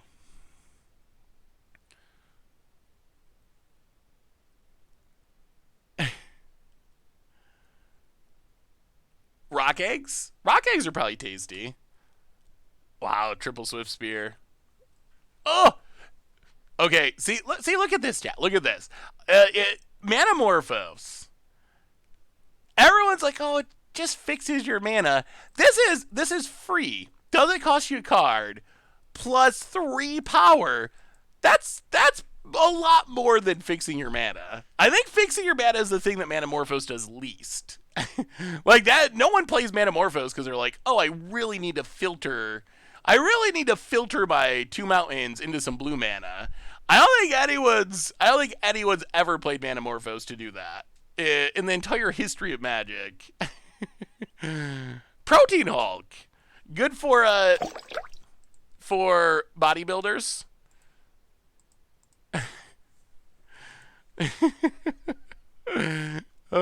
Make it into a shake. What was the drink they made at Always Sunny? Was it like crow's milk? Was it crow's milk? Something like that. Tish MTG, welcome to the fishbowl. Thank you so much for your subscription. Big super for you. Thank you. Well, removal in, prospector out. Basically, things that get wrecked by. Things that get wrecked by Lava Dart and aren't part of the combo probably aren't very good in our deck. Alright, try like that. Pyre feels pretty slow. On the play, it might be okay. Well, I guess we keep this because we got a Vial, and we're on the play. Vial and Pyre have a little bit of synergy. Like, you put stuff into play without spending mana and then Pyre it. I don't think we want a Blood Moon in this matchup, though. I don't think Blood Moon does anything in this matchup. Drawing a land would be decent. Alright, take it up. Draw. A land. That's decent. Well, let's just play Pyre.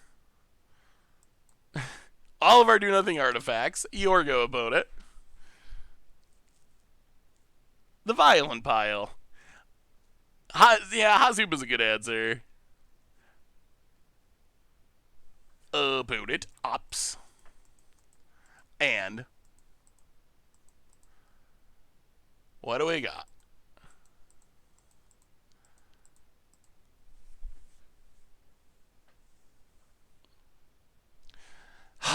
There's no need for Blood Moon in this matchup. This is just a bad Blood Moon matchup. In this deck, I think like the sideboard Blood Moon like this is an even more fair of use of Blood Moon. Like, you definitely don't bring in Blood Moon too often outside of decks that are actively looking to do broken things with their lands, I don't think, with this deck. Well,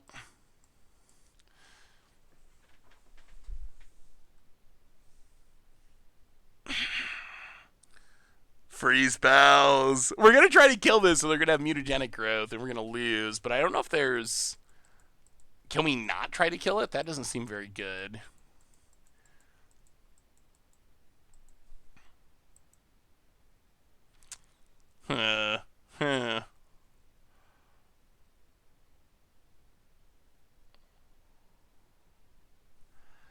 You think Mons is good? Maybe we should be keeping it in. Well, I think we go for it.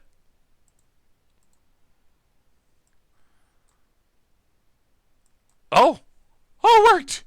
Okay, I was definitely not expecting that to work, but it did. Choke is kind of the green Blood Moon. I think that's a relatively fair, except it only hits... I mean, it's as close as you get in green, but it only hits on islands, so it is a little different. Did you ever update your random everything mono red EDH deck? I think in class you played Stark of Wrath as your commander, or would you stick with the old version? The deck is the way I play MP Commander. Ooh. I have not updated it. I would have to... That might be a good idea, though. It's been a while.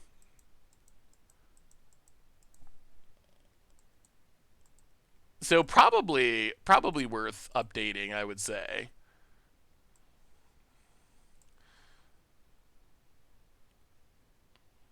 I'll put Crate Maker into play. Untap.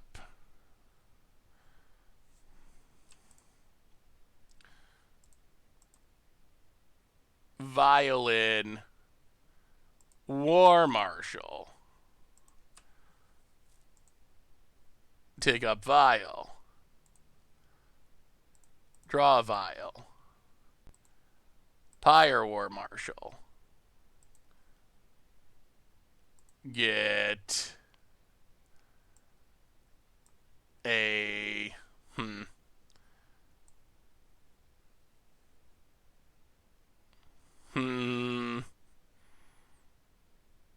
How do we beat a 3/3? Are we just like locked now that a 3/3 exists?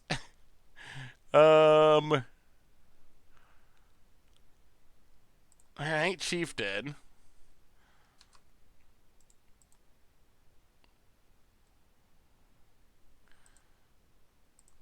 One, two, three, four, 5, 6, 7, 8, 9.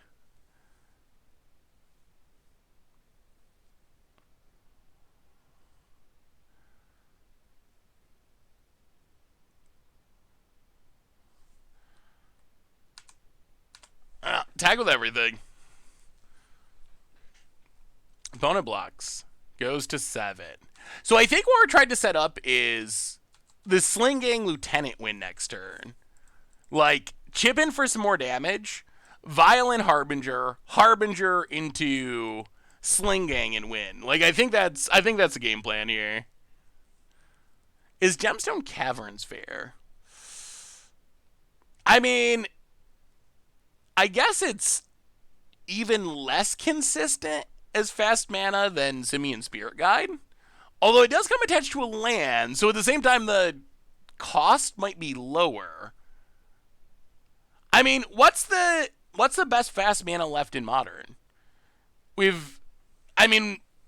Fast mana cards have been being bad in Modern since the actual beginning of the format. Alright, opponent hits our Crate Maker. Gemstone Caverns might be it. Any new merch coming down the pipeline? I'm pretty sure the answer is yes. We're not quite all the way there yet, but I'm pretty sure that new merch is coming soon-ish. We've been talking about the options. Soulscar Mage.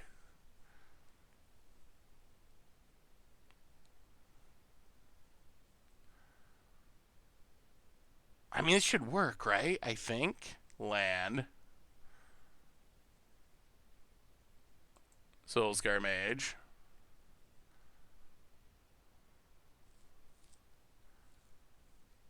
And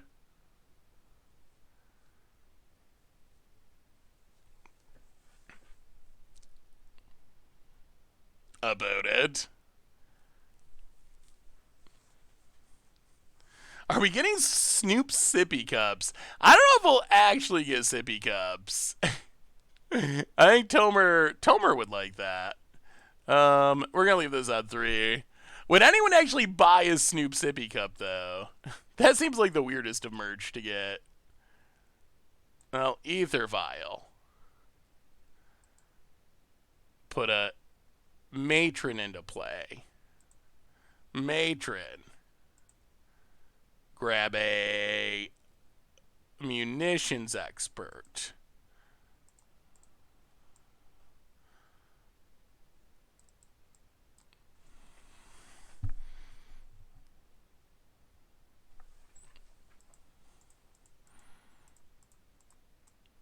Sack this to Pyre.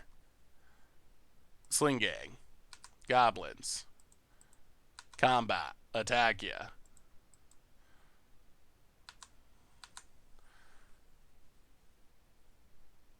I think this is Xaxes, just barely. Oh, alright. Well, the dream is alive. We took down Blitz that game.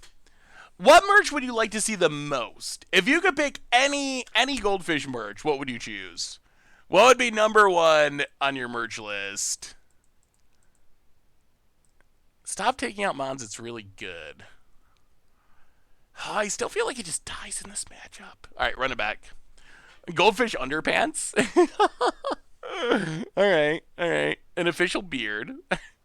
I'll get right. I'll have to grow it and shave it and sell it and then grow it. That'll take a while to get the supply build up, but I'll get right on that. Scoop's plushie would be really sweet. Except apparently plushies are really difficult and expensive to make. Is what I've heard at least. Like I think that's the plushie sticking point because I think it would be cool. They just are more difficult than some of the other merch. A 1-liter beer glass. Ooh. That's kind of an interesting idea. Opponent, more 1-drops. Goes to combat. Hits us. Ugh, and the land. Yeah, well, we untap.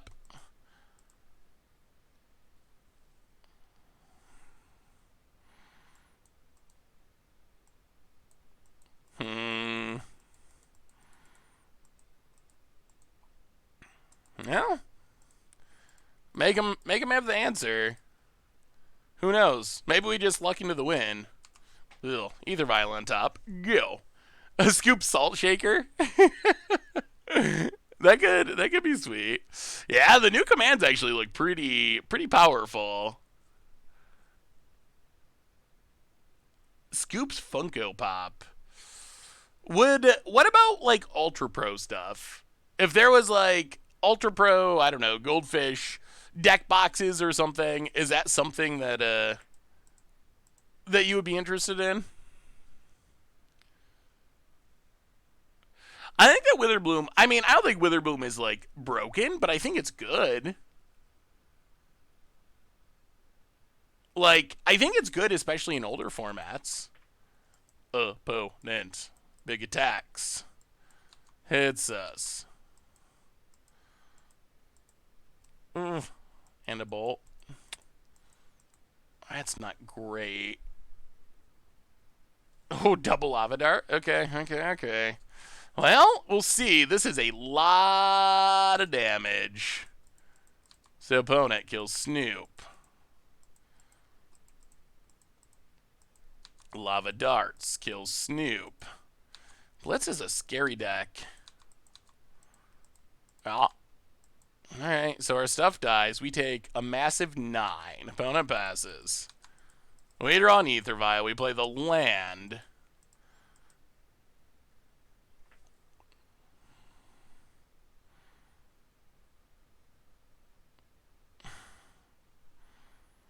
I'm playing War Marshal. I feel like we got to start blocking now, or we're just gonna lose. We're losing to the Jacob Beads. When will Strixhaven spoilers start? So sometime the end of March. Although Wizards dropped some early spoilers today by surprise. Well, block and block.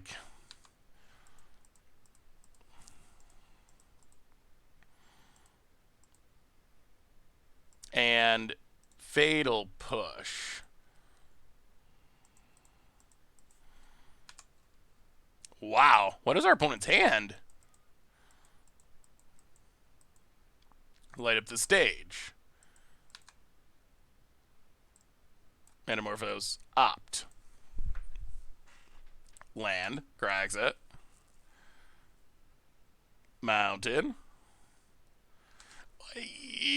Boy. Big flyer that we can't kill. Alright, land. We need a land. We need a land. We need a land so we can kill this Stormwing, and we got a shot. If we don't, we're going to die next turn. So, War Marshal dies. Oh, come on. Land, land, land. We draw. Pyre. Well, I believe that's us dying. That's unfortunate. So we get to play Munitions Expert. Kill the Swift Spear.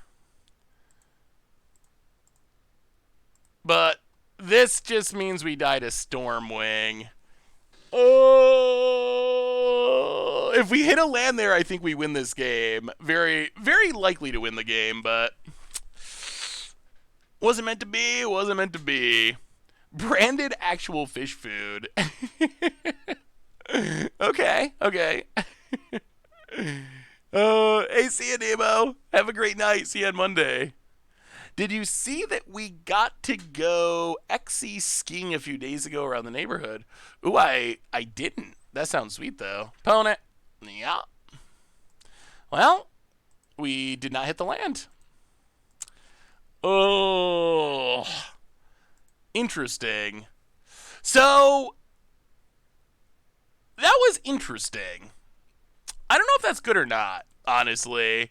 I'm actually, as cool as Pyre is, and as powerful it was in some matchups, we actually had some clunkiness from having Ether Vial and Pyre, and we also had some clunkiness by not being able to really use our curve very well with Pyre, because we only have one drop. So I almost wonder if getting rid of the Vials, even though Vial is so good, and playing more 1-drops, if that would, it would improve Pyre for sure.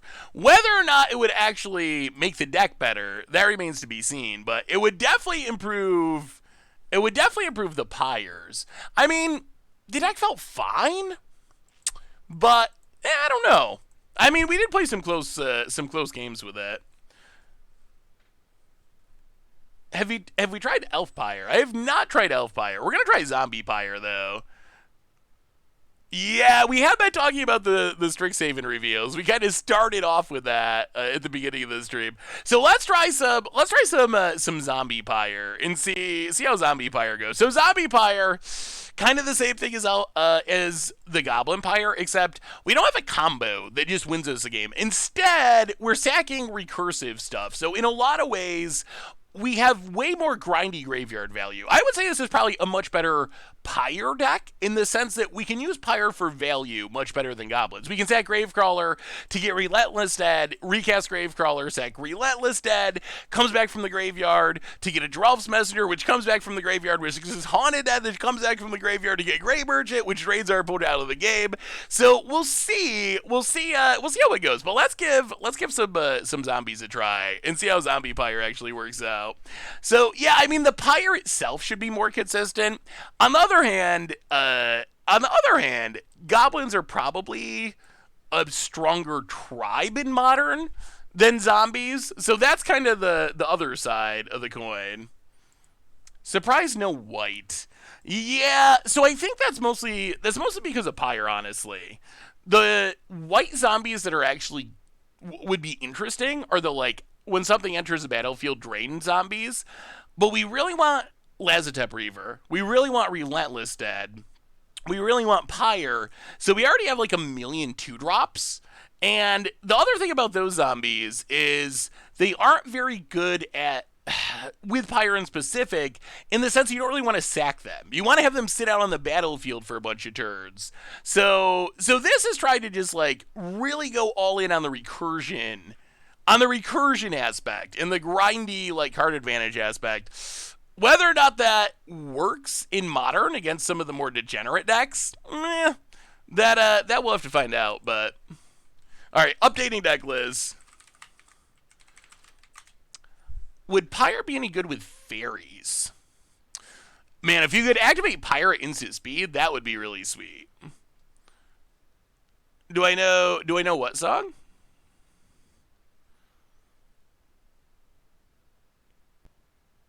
Thunder Kiss 65. Who does Thunder Kiss 65? Is there any argument for going Dimir Snow for Narfies and prized amalgams? Maybe. I think we'd have to do a lot of rebuilding because I think we would need to have ways to fill our graveyard.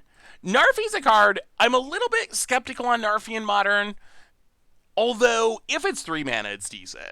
That's the big thing with Narfi. And that's the thing with I think that entire idea is you really got to be able to fill your graveyard. So I think we would have to definitely add Stitcher's Supplier. We would have to probably maybe add some Mire Tritons or something. Maybe Stitcher's Supplier would be enough. But I think we definitely have to focus on making sure we can fill our graveyard. If we could, it would probably be interesting.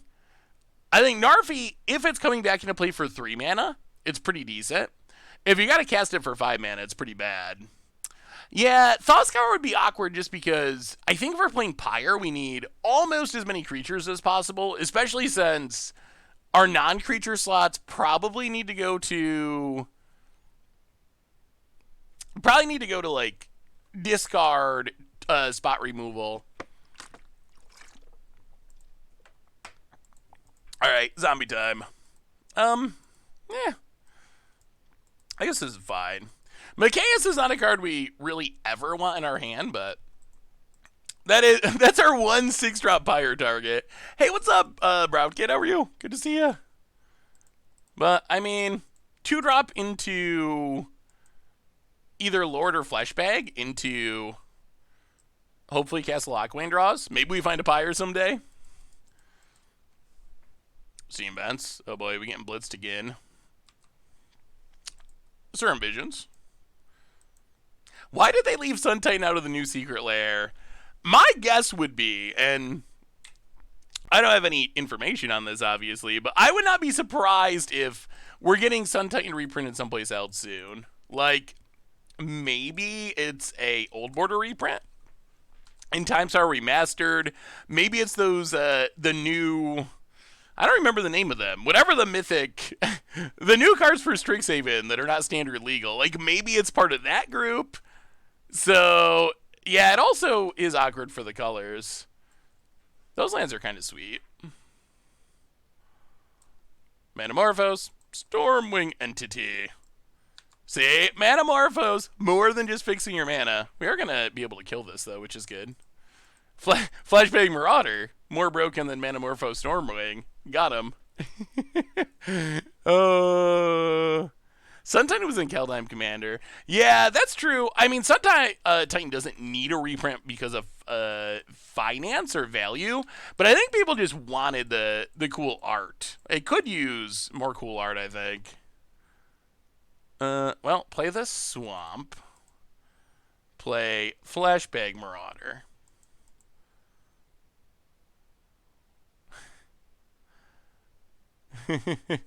Opponent probably was not expecting that.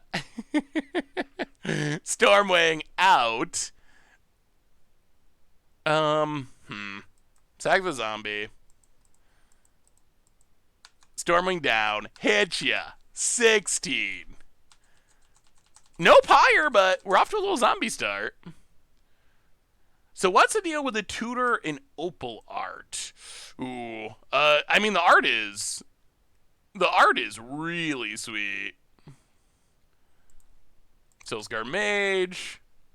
Yeah, here's what we got so far. I think it looks really cool. I like this border. Wizards has really nailed it with some of these alternate borders lately. I'm not exactly sure what the theme is of these cards, but especially because you can just get them in normal packs, I think that's really sweet addition. Opponent, Lava Darting. Gonna light up the stage. Yeah, draw some cards. Yeah, I like them a lot too. And I appreciate Wizards giving them to players in normal packs instead of needing to buy, like, collector's boosters or something. Well,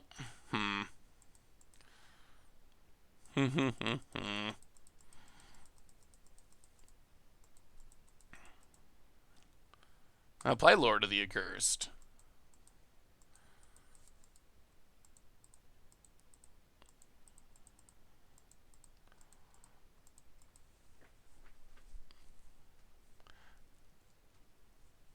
Opponent sacks a land of Lava Dart. Aggressive.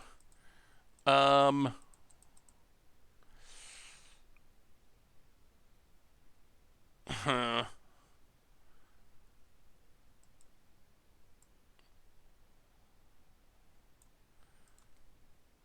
play Agadim. Pass the turn. Opponent, Sprite Dragon, Mutagenic Growth. We do kind of got to kill our opponent, though, because we don't have a ton of removal. Yeah, it's something like one in every draft booster. In I thought someone said 2, but maybe it's 3 in collector's boosters. So you're guaranteed 1 in every pack, but more in collector's boosters. Opponent, Sprite Dragon. And a land goes to combat. Hits us for a bunch. Well, we will take it. Where's our Pyre? I'm a Veshi. Welcome to the Fishbowl. Thank you so much for your subscription. Big cheer for you. Thank you.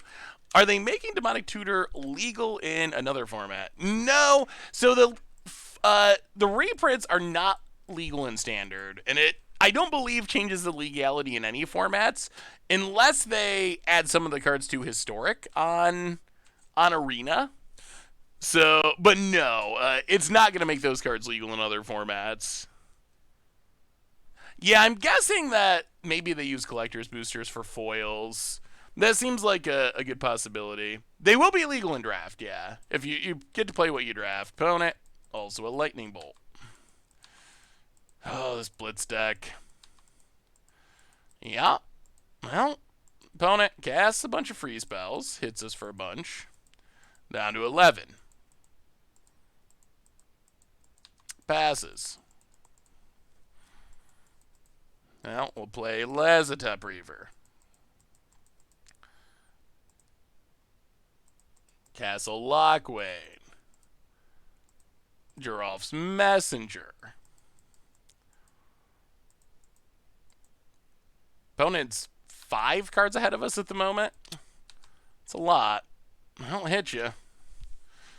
Pass the turn. I wouldn't be surprised if Blitz is one of the best decks in Modern.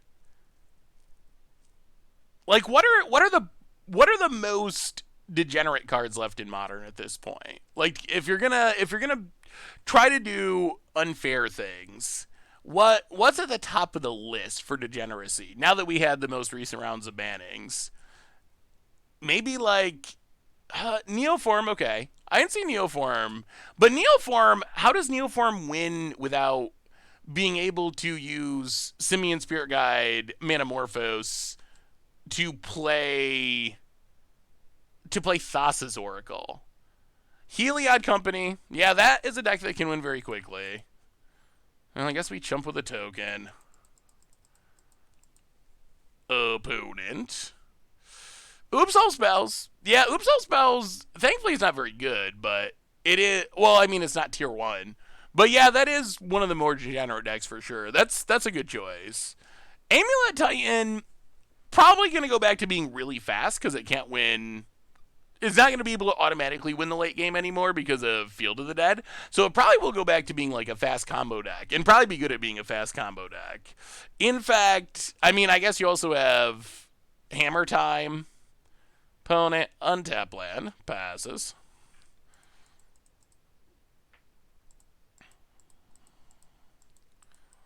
Huh.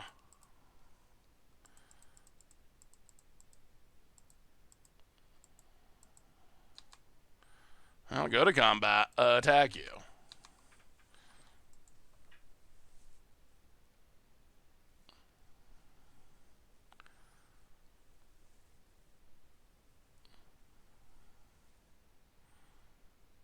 Opponent. Oh, we're close. Close, but I'm not sure we're close enough. Opponent has a lightning bolt. Girls all their dorks. Yep. So Messenger comes back, hits ya. Down to 6. 1 card in hand. Messenger hits ya. Down to 4. Pass the turn. Now that Modern is more fair, is it finally time for Seth to try all the Soul Sisters cards he's been hyping every top 10? Well, Modern, I guess more fair is a fair characterization. Opponent, another Sprite Dragon. But we have still been playing against a lot of decks that are doing really powerful things on turn 3 or turn 4. Well, I assume their last card is a spell, and we're dead. Block and block. Opponent. Free spell. Not even in their colors. Sure. I actually think this deck is fairly high in the degenerate list. Just considering that it's built around free spells. Like, its entire goal is just to jank you out with free spells. So I actually think that it is on the list in my opinion at the very least. Alright, so what do we do against Free Spell Tribal? Huh. I guess we can get on a Carrion Feeder. Go down, like, Lava Dart kills everything. War Chief is sweet, but I'm just gonna die. Macias may be too slow. Maybe we keep the War Chief. Bring in a bit of removal. Yeah, run like that. Alright, we get to play first. I don't think Brutality's that good, because it just doesn't kill enough. I think it's like a questionable duress.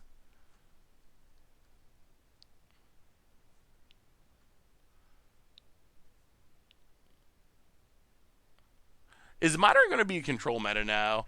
No, I think decks that seem to have gained a ton. Tron. I think Tron and turn 3 Karns are definitely back on the menu. So I think Tron has benefited a lot. All the combo decks, they're still kind of floating around a little bit. The Heliod Company, all that kind of stuff. Like, that's still stuff that people are doing and doing well. So those are still happening. Control, losing Mystic Sanctuary and Field of the Dead, I think actually powers down a lot of control decks. Not that there won't be a control deck, but I think that change does power down control decks quite a bit, actually. Well, Lazotep Reaver, goo. Is Storm good? I don't really ever see anyone play Storm. It's probably fine, but I don't really play against it all that often, honestly. Opponent, Lava Dart number 1, untaps.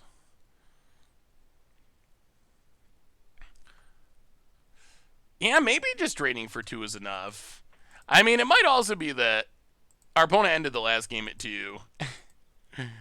Opponent, Saxaland Lava Dart. Stormwing Entity. Yup. Well, I mean, we do get to answer it again. Gonna have to spend 3 life to do it, unfortunately, but play a Fleshbag Marauder. Sack Lazotep Reaver. Opponent loses Stormwing Entity past the turn. Come on, let's get to this Pyre so we can get our value train running. Will there be a time when blue-white control is not a thing? I mean, blue-white control is always floating around at some place in the meta. Steam Vents for our opponent. Untapped. Sprite Dragon. Hits us. Yeah. Well, we will play Lord of the Accursed. Aghanim's Awakening. Hit you for 4. Pass the turn. Oh. Well, I just never feel comfortable when our opponent has a prowess threat. Like, it's just so easy to die out of nowhere. Oh, and standard blue-white control is not top tier by any stretch. If you were any combo of colors, what would you think you are? Oh,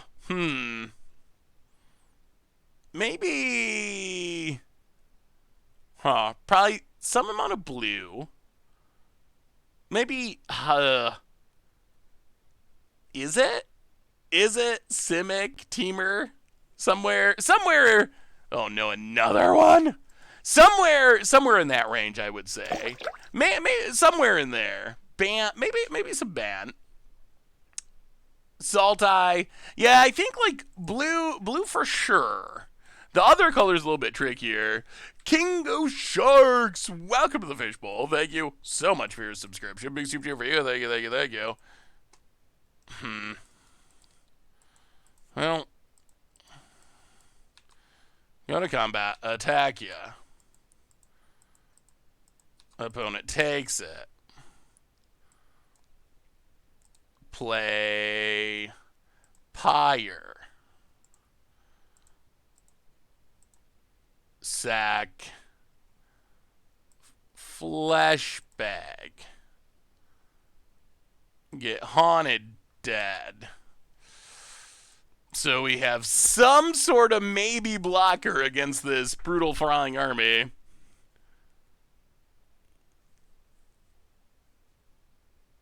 Seth as Teamer likes to do big funny things that are unfun if they're actually good. That sounds about right. I think that was my first thought, would be Teamer. Because you gotta have blue. Yeah, you gotta have blue. A little bit of the craziness of red. Oh, free spell of doom. Yeah. Opponent.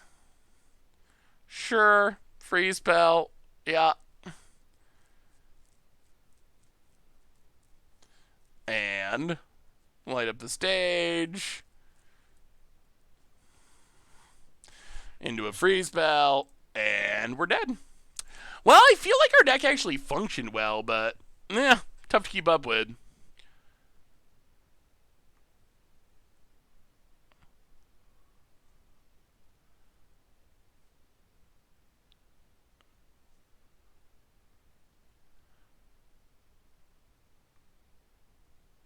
All right.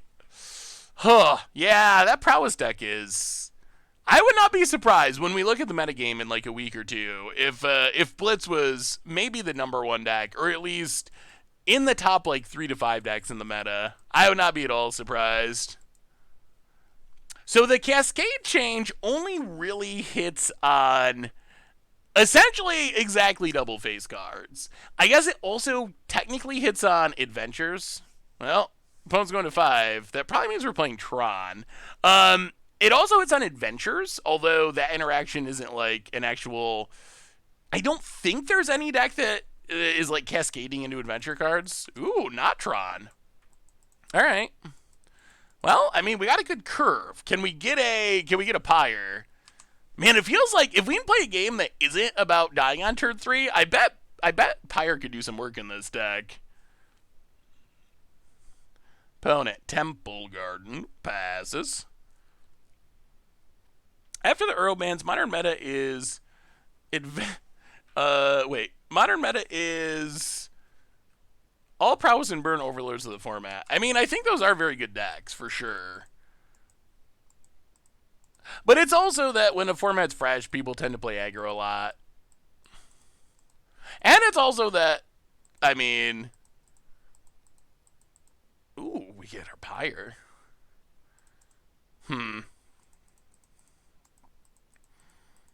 Well, go to combat. Attack. Hit ya.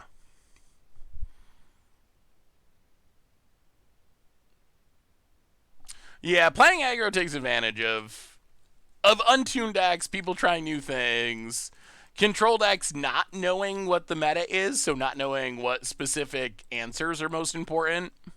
So that's why it happens in Standard all the time too. Like a lot of times when there's a fresh format, aggro tends, at least traditionally.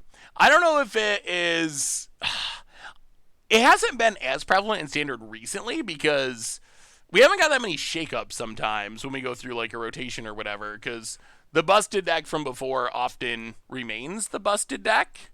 But traditionally, aggro benefits from fresh metas. Hey, what's up, Pateri? How are you? Well, Kazalogwade. Play Lord of the Undead. Hit you for 7.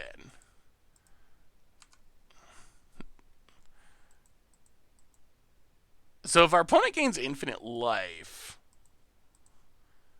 I guess that is game. Opponent. Passes. Play the swamp.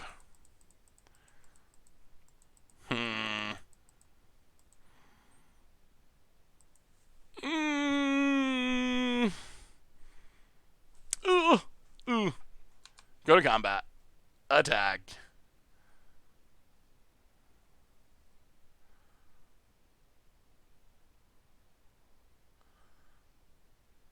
Oh, Coco.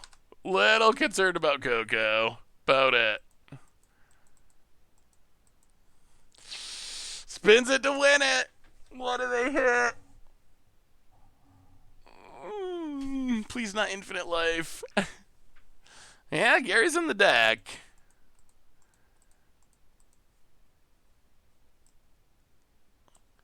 Huh. Opponents. Wow. Okay. That is as much as we could hope for, and that should be the game now. Opponent can block. Actually, does that keep our opponent alive? It does. They go to 3.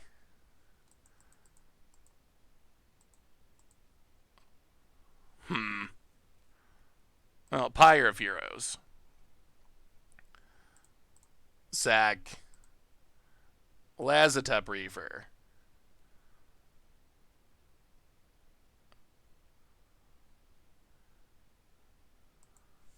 Drell's Messenger. Put you to 1. If they gain infinite life from 1 life. Put it on taps. Come on. Oh, all right. Well, a little bit fizzling was all we needed. Oh.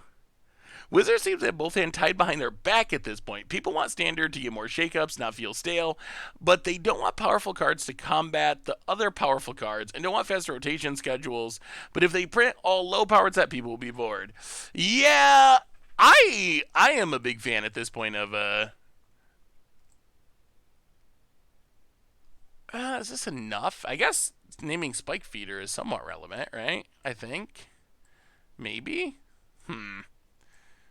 It's not a zombie, though, which is awkward. Damping Sphere, no. No. Probably not. Definitely want Fatal Push.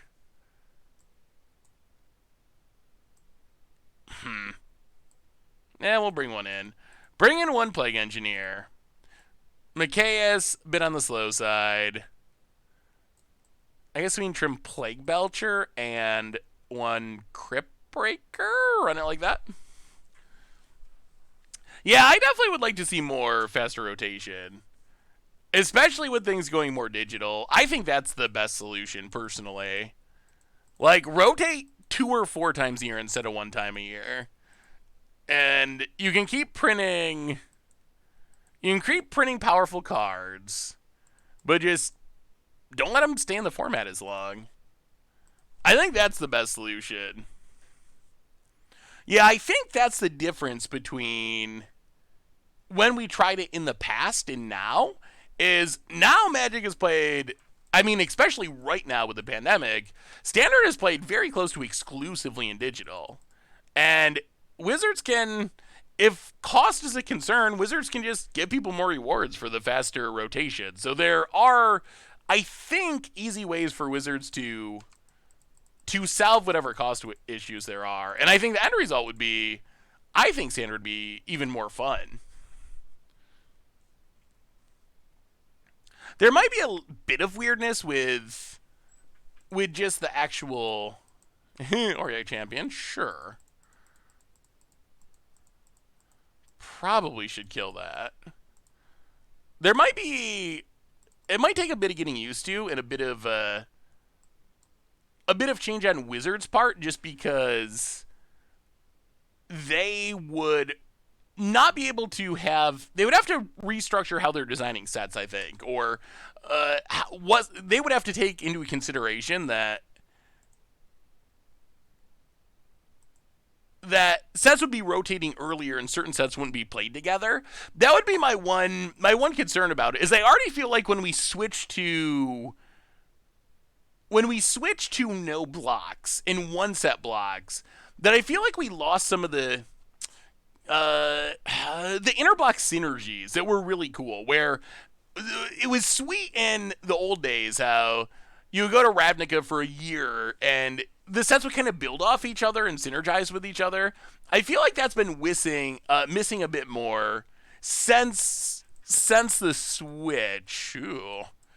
Ballista A. And I think it would be even harder if sets rotated much more quickly. But I still think that it would be worth it. Well, Drell's Messenger. Hit ya, don't kill us. We've drawn a lot of lands this game. A lot of lands and not a whole lot else. The fact that Eldraine will won't rotate for more than half a year is depressing. I mean, I guess it's also more of a topic right now because Eldraine is just so strong. And wow, even this deck's playing Gemstone Caverns? I think that could be an argument for Gemstone Caverns. I mean, if this is a card that just random decks are playing because, I can combo off a turn earlier, isn't that just like Simian Spirit Guide on a land? I guess they probably can't do anything about that one because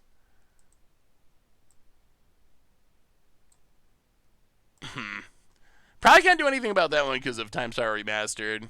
Gotta sell Time Tower Remastered. Well, name human. Kill the Aspirant. Play the land at number million. We should have been our 6-drop. About it. Gemstone has 2 cards, but it is also a land, so it's not taking up a non-land slot in your deck. Opponent.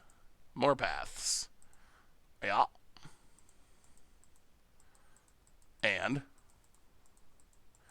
Jeez. Alright. Luminarch Aspirant again.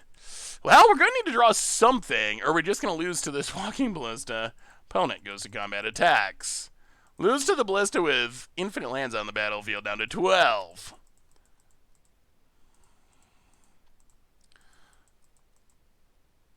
I'll play Haunted Dead.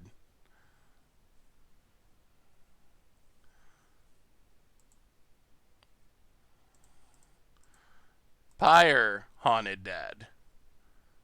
Get a Gray Merchant. Drain you for 2. Pass the turn.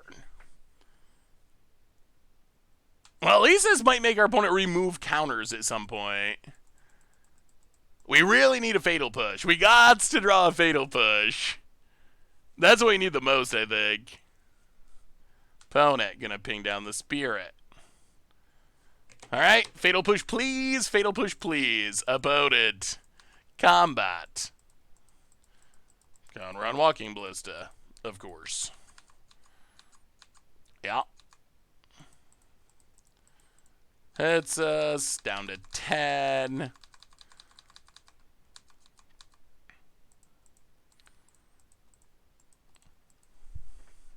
My biggest gripe with no blocks is they cram so much stuff that things get pushed away lore-wise. That is true as well. Boot it down to 10. No, the record was from our last league. Opponent gonna add a counter after damage. Interesting decision. Well, all right. Can we draw a Fatal Push? Please, please, please. That would be very great. Carrion Feeder. 1, 1, 2. Well, play Carrion Feeder.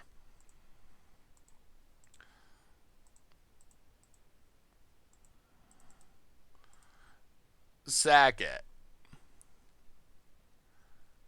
I mean, Pyre is doing work. Get a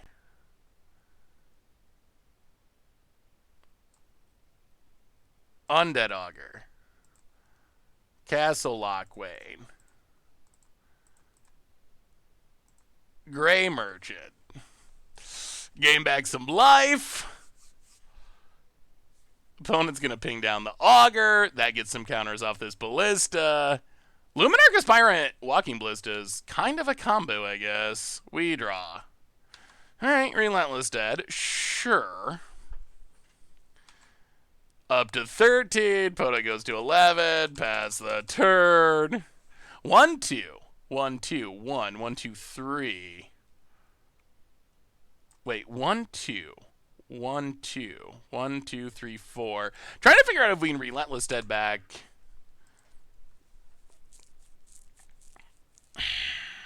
A Gray Merchant. I don't think we can. So opponent counters on Ballista. Goes attacking. Well, we will double block. Why is Urborg in the list? There's some Mutavaults. Haven't played any Historic since the banning. I played a bunch of Pioneer and a bunch of Modern, but haven't played any Historic. It's on my list, but I've been waiting to play Pioneer and Modern, so I just haven't gotten to it yet. Too many formats that are exciting at the moment. Alright. Opponent passes. I'll play Lazotep Reaver.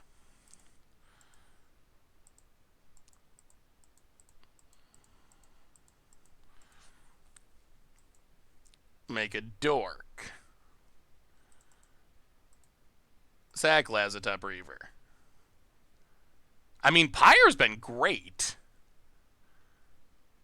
Get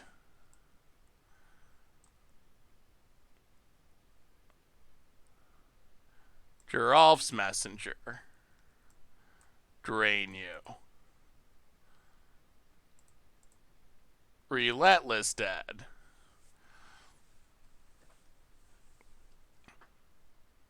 Pass the turd. Hit you with Gray Merchant. Potent. Down to 7. Boy, I wish we could have drawn a... I wish we could draw a Fatal Push. Opponent gonna kill the zombie. Untaps. Why not Castle Dig for push? I mean, I feel like we've had more impactful things to do. Like, Relentless Dead blocking Walking Ballista is pretty good here for the time being. Or if our opponent wants to kill it first, they're at least going to have to remove a bunch of counters. Opponent.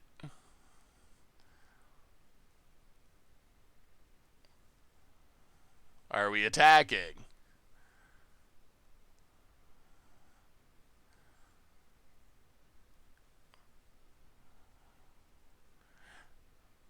Opponent attacks.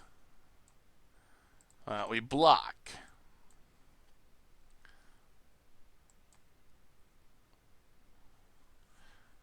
Get back. I love the grindiness of this deck. So get back Carrion Feeder. Yes. Get back Relentless Dead. Get back Carrion Feeder.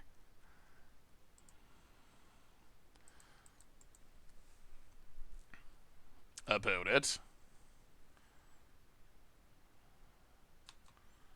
Collected Company.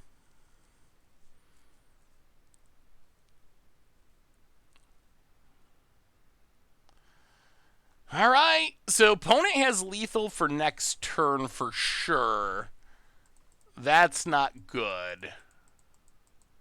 That was a really good Collected Company. Opponent cracks. Alright, well, we gotta win the game this turn at least. Opponent passes, turns on Heliod.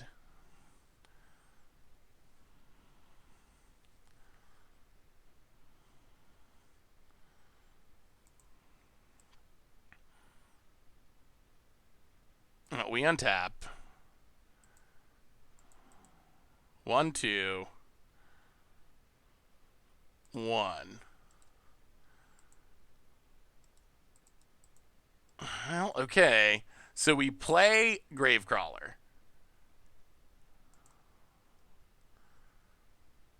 We play Relentless Dead.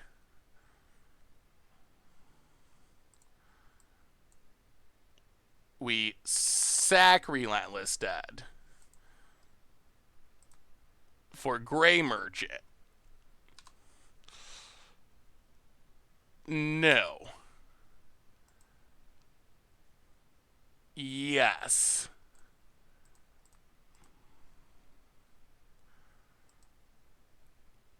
Gray Merchant. Game? Game? Zombie win? Overcoming the Walking Ballista just going off? I mean, this Walking Ballista was just a Wrath on wheels, and I think this is going to work. Opponent can deal 5 damage. But we have +2 from this Geralf's Messenger. Sure.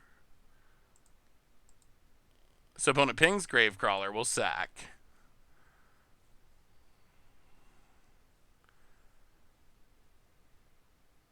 Four counters. Pings Gray Merchant. Sure.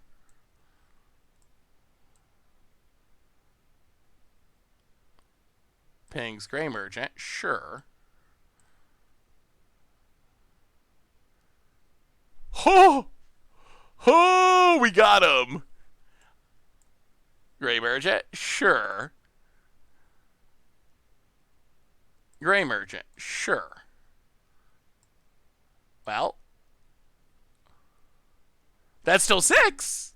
Doesn't matter. And we have 2 more from sacking Giraffe Messenger if we need it. So, oh, that was a pretty good game. That was an impressive game. And that actually showed off kind of what we were envisioning in this deck with Pyre, and Pyre just really generating a ton of grindy value.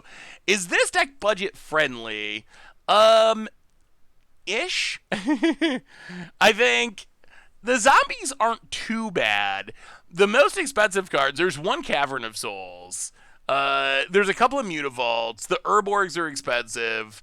The Thought Seizes are kind of expensive. Altogether, it's like $400 in paper and $140 on Moto. So it's not like ridiculous, but it's also not super cheap. But the lands are a big chunk of it. Yeah, the list is posted. Hey, see you, Hydra. Have a wonderful night. See you on Monday. Yeah, alright. We got 2 lands. I guess that's fine. Tap land, goo. No Pyre, but what about Nykthos? I guess playing Nykthos is like a one-of, maybe. What time is the stream on Tuesday? Tuesday stream, 2 Eastern. So, afternoon stream. Gonna try the afternoon streams for at least a couple more weeks on Tuesdays. Try to do the 2 afternoon streams and then Thursday night streams. Give it a shot for a couple of weeks. Probably at least through Time Spire Remastered spoilers. And then we'll reevaluate and see what people like best. I think people are gonna like that best, but do you think you play something similar to this in Pioneer? There are some good pieces there. So probably you got the Gray Merchant. I think Giraffe's Messenger is probably the biggest thing that would be missing. So I think that's going to be painful. Giraffe's Messenger is like, oh man, it's this deck again. People love the idea of this deck apparently. Well, Snow-Covered Swamp. Run out a Giraffe's Messenger. Drain ya. Hit ya. Opponent's gonna scry. Did you discuss the command reveal? They seem very safe to me. I think they all seem different. Stream sealed this weekend? I don't even know if I'll play sealed. If I end up actually like doing it, I'll consider streaming it. I haven't played any Kaldeheim sealed. Like, not a single Kaldeheim sealed.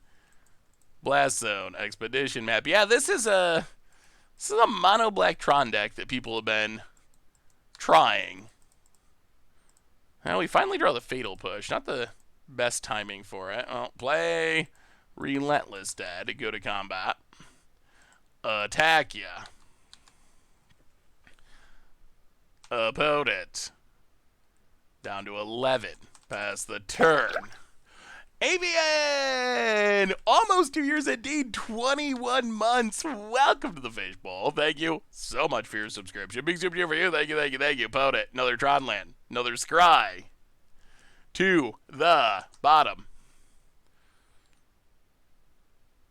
If you enter, you have to play 0 downside in best of 1. Oh, well, they're going to assemble Tron. Bit by bit. Map by map. Opponent passes. We would like to draw land, I think. Messenger. Well, go to combat. Attack you. To 4. Messenger. Well, we'll see. If they got the 1 Ugin, then I guess they get us. Pass the turn. Opponent to 2. They are going to gain life. They are going to get Tron, so they might have it. Yeah, this is the mono black Tron deck. It seems like people are interested in this deck, even though when we played against it before, it looked super clunky. Super clunky. Opponent. Assembled Tron. Do they have their one of fun of? Wow, that is some miracles happening. All right, sure. Well, oh, defeating math is our opponent. Fair enough. Well, it is a little brutal to lose to an Ugin out of that deck just because you know they only have a single copy in their deck. So the odds that they actually have it are like about 1 in a million. They gain 6 life. They go up to 6 because they go up to 6 because they have Maze Mine on 3 counters.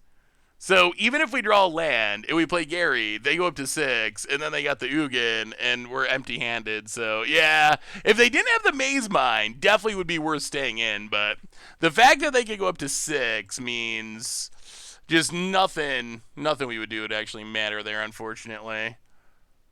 All right. Sure. No Pyre. Wow, opponent's keeping 7. Okay, well, Cavern on Zombie. Play a Carrion Feeder. Go. Boot it. Still could have toughed it out. I mean, how would we have ever won? Like, how would we? What string of draws could we have hit to win through the Ugin? Like, even if we could demonic. Wow, we're gonna get jaked out. Well, I mean, well, okay, maybe slightly less likely to get janked out. That was a reasonably good draw considering our opponents doing their best to have turn 3 Tron here somehow. Get in, hit ya. Opponent down to 18. Gonna crack the map.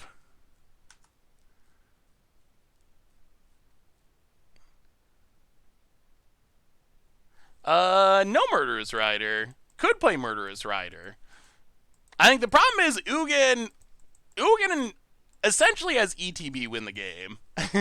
Like, it comes down and it 10 for 1s us, and even if we kill it, the damage is done and then some.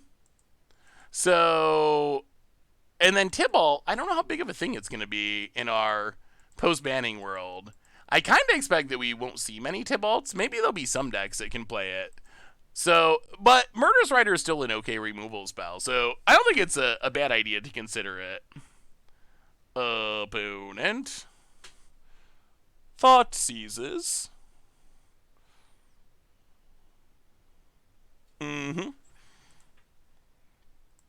And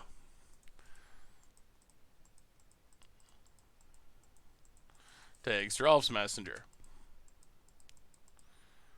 Well, we will play Undead Augur. Castle Lockwain. Mutavault. Hit ya. Down to 13. We definitely gotta be the aggro. Hit ya. Do you realize there are 3 Tibalt Planeswalkers now? When is our Tibalt Tribal video? Yes, Tibalt Tribal, it's on the list. We're running out of Planeswalker Tribal Planeswalkers because we played so many of them. But we will definitely be Tibalt Tribaling here at some point in the not super distant future. Maze Mind Tome. About it. Well, Aghanim's Awakening, untapped. Play a Lord of the Accursed. Mutavault. Hit ya. Well, we'll see. Can our opponent pull the rabbit out of their head again? Down to 5. All right. Well, they played a bunch of mana rocks. They're going to scry. They can't gain life this time. 1, 2, 3, 4, 5, 6. The good news is they can't actually play Ugin. And Karn doesn't beat us. Opponent. Tapping much mana. Wormcoil. Well, that also doesn't beat us. But Menace! Oh, or Grey Merchant. Well, I guess we can win this in any number of ways. Well, fire at Mutavault. Go to combat. Menace, attack you. Wormcoil, not good enough. And got there. Yeah, do you think Tibalt will still see any play? Like, is Tibalt a card that can actually show up if it's being played fairly? And I'm not sure that it is. Like, maybe it'll see some fringe play, but...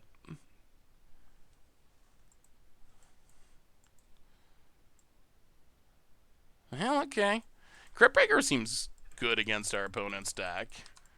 Jeez.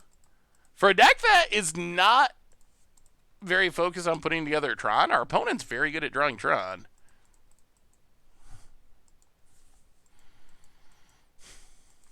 Well, I guess that's most likely the game. Play a land, play Pyre of Heroes. Go attacking.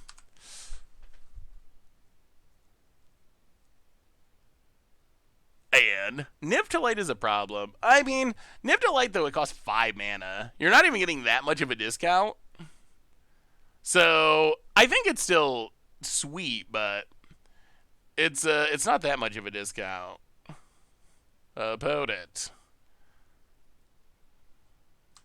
Solemn. Ay, ay, ay.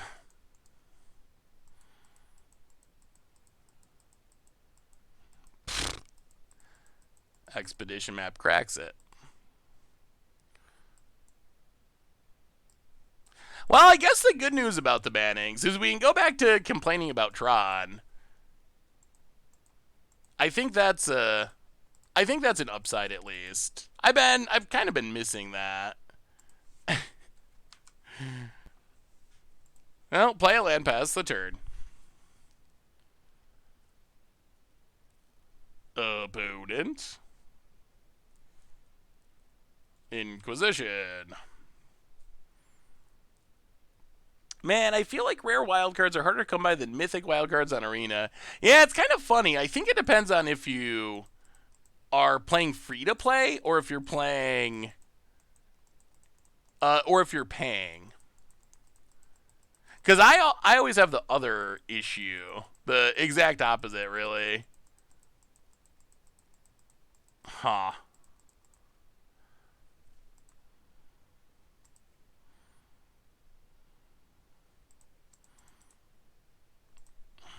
Undead Warchief. Go to combat. Attack you. Opponent. Going to block. Draw a card. Pass the turn. Opponent.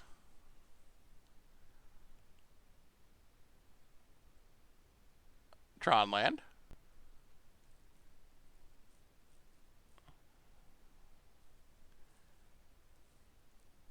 And Damnation.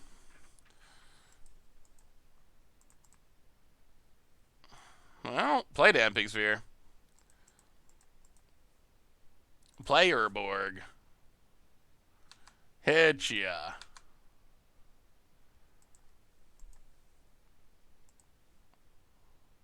Down to 11. Pyre. Haunted Dead. Pass the turn. We didn't get to elementals tonight, but we might play it. We might play it in the future. Field of Ruin for our opponent. What do you got? Inquisition. Well, it actually hits.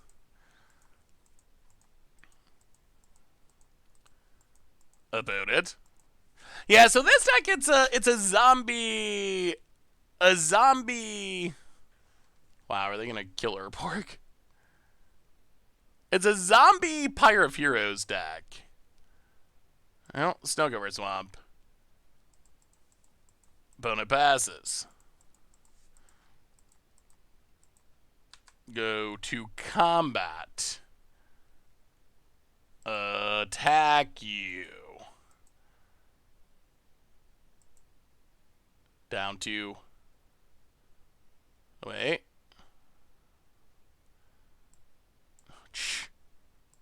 Alright. Removal spell. I'll play Undead Augur. Sack Undead Augur. To Pyre. Get a Giralf's Messenger. Hit you. Pass the turn. Opponent down to 8. Adepts. Expedition Map. Cracks it.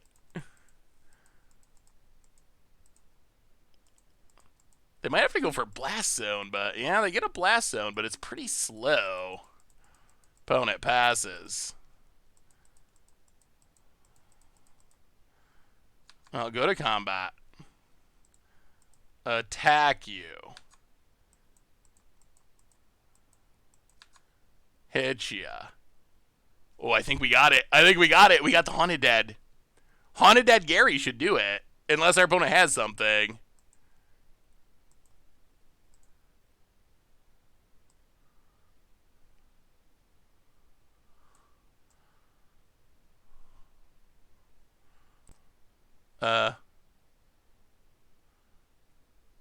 Okay.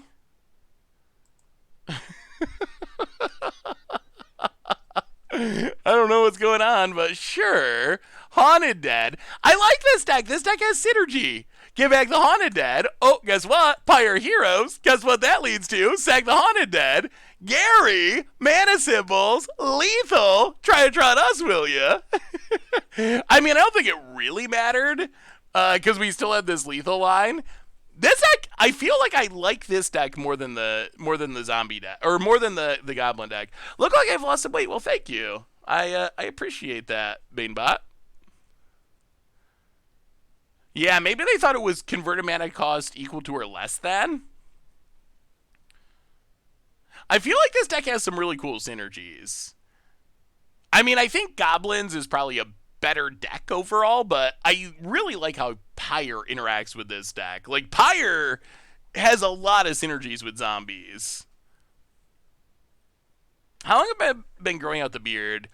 Jeez. I trimmed it when I was on vacation over the first of the year, but it was still pretty beardy.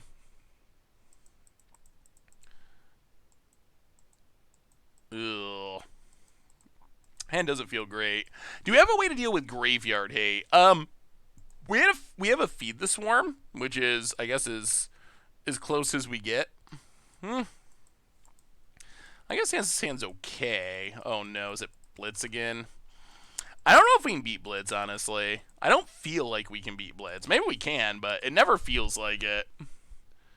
If zombies get more toolbox pieces in the Innistrad set, zombies could be tier 1.5. Yeah, I think... Oh, it's not Blitz, it's Control.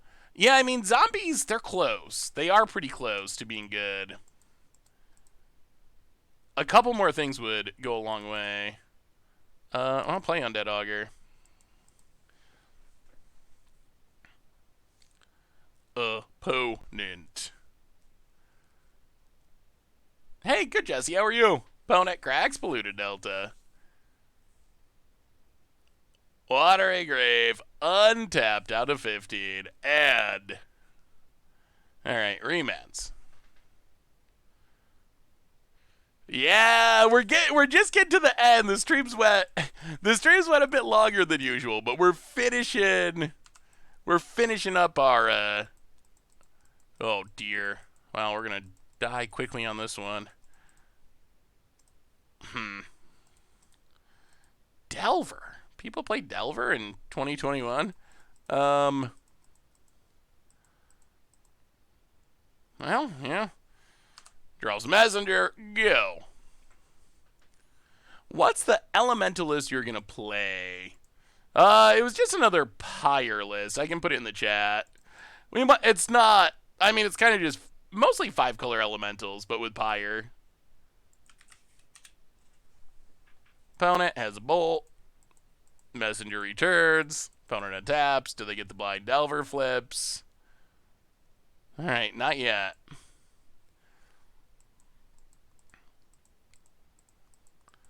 Opponent.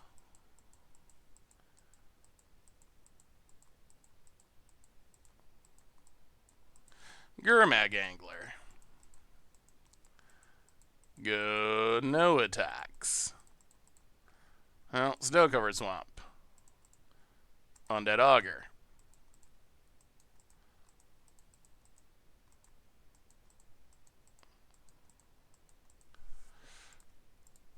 Pyre of Heroes. Go. Yeah, I think this deck's really cool, Cherith. The mana base in this deck is weird. Oh, is it? What makes it weird? It's pretty mono blacky. Wow. Alright, Force of Negation, pitching a Drown in the Lock. Well, opponents spent essentially all their cards. But if they flip their Delvers... Not yet. Alright, opponent. What do you got? They left something on top. Hey, what's up, Babs? How are you? Good to see ya. Opponent. Goes attacking.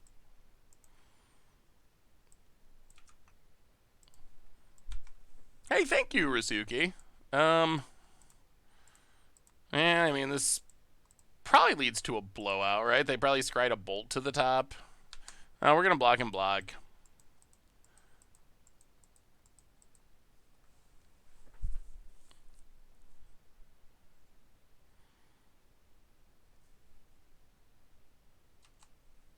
Oh, okay. Angler down. We get to draw a couple cards.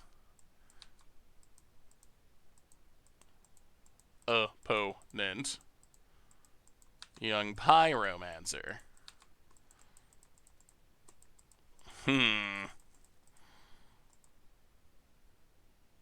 Play the land and Awakening.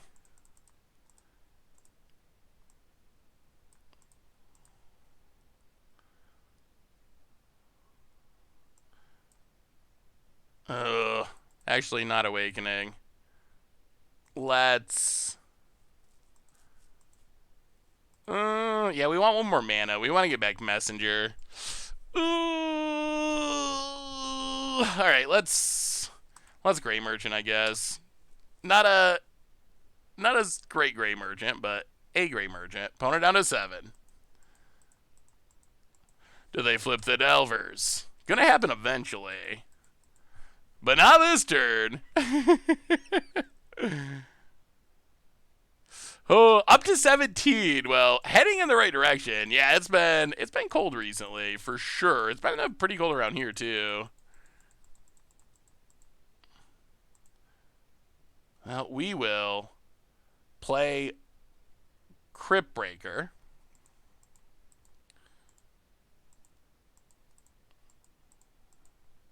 Play Carrion Feeder.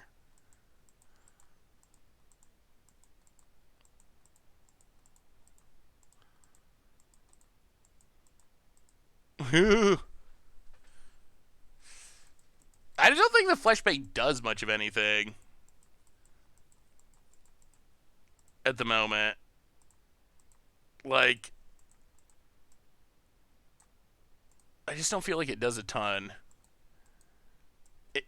Worst case, it gets a Young Pyromancer token. Best case, maybe it gets a Delver.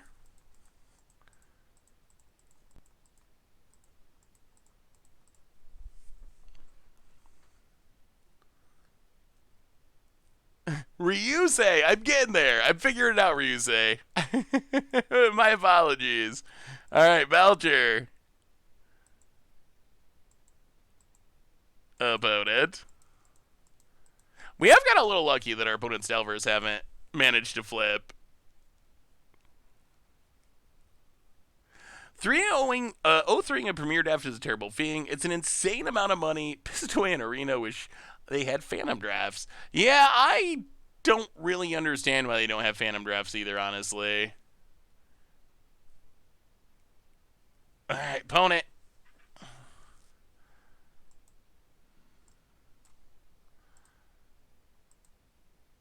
All right, super deep in the tank. Eventually casts a Kolaghan's Command to kill Crypt Breaker. Well, we put counters on Gray Merchant. Pass the turn. Well, what does our opponent draw? We're close to just burning them out of this game. Opponent, Delver. Flips with a lightning bolt. That's pretty good. Oh, man, if we can draw land. If we can draw land, we can win this game with our reanimation. We can win the game if we hit it. Opponent, combat. Attacks with everything. We'll take it. Doesn't this attack kill our opponent?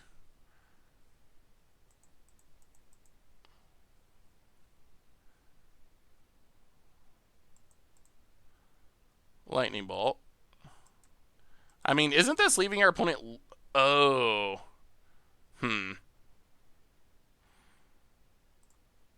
No, sack Gray Merchant. Drain ya.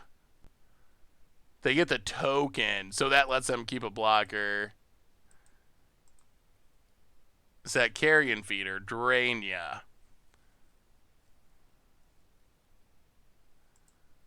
Opponent. Down to 5. Wow. Okay, scoops it up. Does not play the Gurmag Angler. I mean, they had token and Gurmag Angler in hand, though, right? Couldn't they have played... Didn't they have 3 lands and 4 cards in the graveyard? Well, we are definitely bringing in Plague Engineers, even though they are not zombies. We are bringing in Fatal Pushes. Collective Brutality. We will go down... the Lords that died of Bolts. I guess we'll keep War Chief. Maybe Mikaeus is just too ambitious in this deck. Maybe one Lazatep Reaver and Flashbang Marauder feels bad. Run it like that. Eh? It's a nice little aggro hand. Giraffe's Messenger is a card that I think is actually pretty good. Better than most people give it credit for. No reason for the snow-covered swamps. I went back and forth between playing... Ooh. What's a new snow, the black snow thing? Chris Matherley, welcome to the Fishbowl. Thank you so much for your subscription. Big super for you. Thank you, thank you, thank you. I went back and forth about playing the 4-drop snow zombie that when one of your opponent's things dies, it exiles it instead and you can cast it with snow mana. So that has been a one-of in the sideboard at various times when I was messing around with the deck and building the deck. It's not in the deck right now. There's also, in my opinion, no reason not to play Snow in Modern because Redain is just not a threat, in my opinion, in Modern. I've never seen anyone do it. I've never seen anyone play it. I don't think I'm ever going to see anyone play it. So in Modern, I'm pretty fine with a... Ooh. My opponent takes it. Well, Gray Merchant. I'm pretty fine with running Snowlands for bluffs. Opponent. Remand makes a token. Yeah, the only thing with Narfi is you gotta be able to get in the graveyard, and we don't have self-mill stuff in this deck. That's kind of the sticking point, I think. Like, if we had Stitcher Supplier and other ways to fill our graveyard, then I would be interested in trying a copy of Narfi, but Cassia for 5 mana is just not appealing. Well, 1, 2, 3. Geralf's Messenger.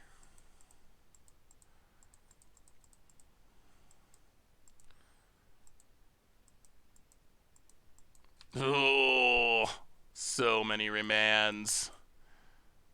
That's not ideal. Well, plays untapped. Carrion Feeder.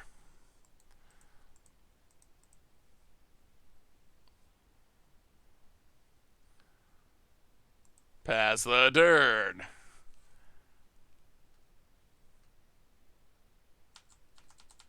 Opponent. Yeah, I think it's just just a weird bug. It shouldn't actually have. I don't know why it's this elemental token, but yeah, it should be a different elemental token. I don't think it actually has trample. It's just not the right token.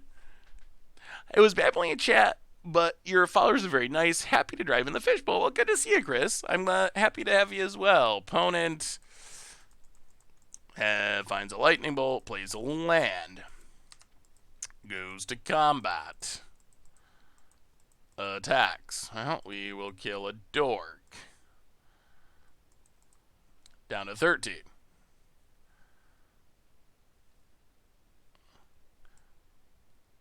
His remands are crushing us. Opponent. Drown in the lock. We draw the 4th Geralf's Messenger, which is horrible. Well, Lazatep Reaver. Yeah, we really don't want 4 Geralf's Messengers in hand. We would like to have a little bit more diversity. Well, make a dork. Play Relentless Dead. This young Pyromancer is going off. Thoughts on Rise of the Dreadmarn? I think Rise of the Dreadmarn is a card that is powerful enough to see play in the right scenario, but finding that scenario might be... Jeez, alright. Well, okay, opponent. Goes to combat. Attacks. Well, we will block and block.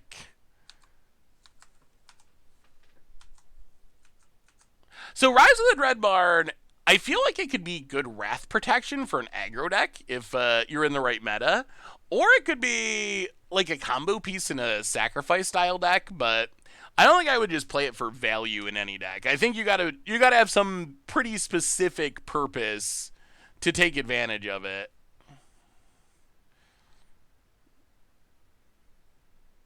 Astra's been so clunky.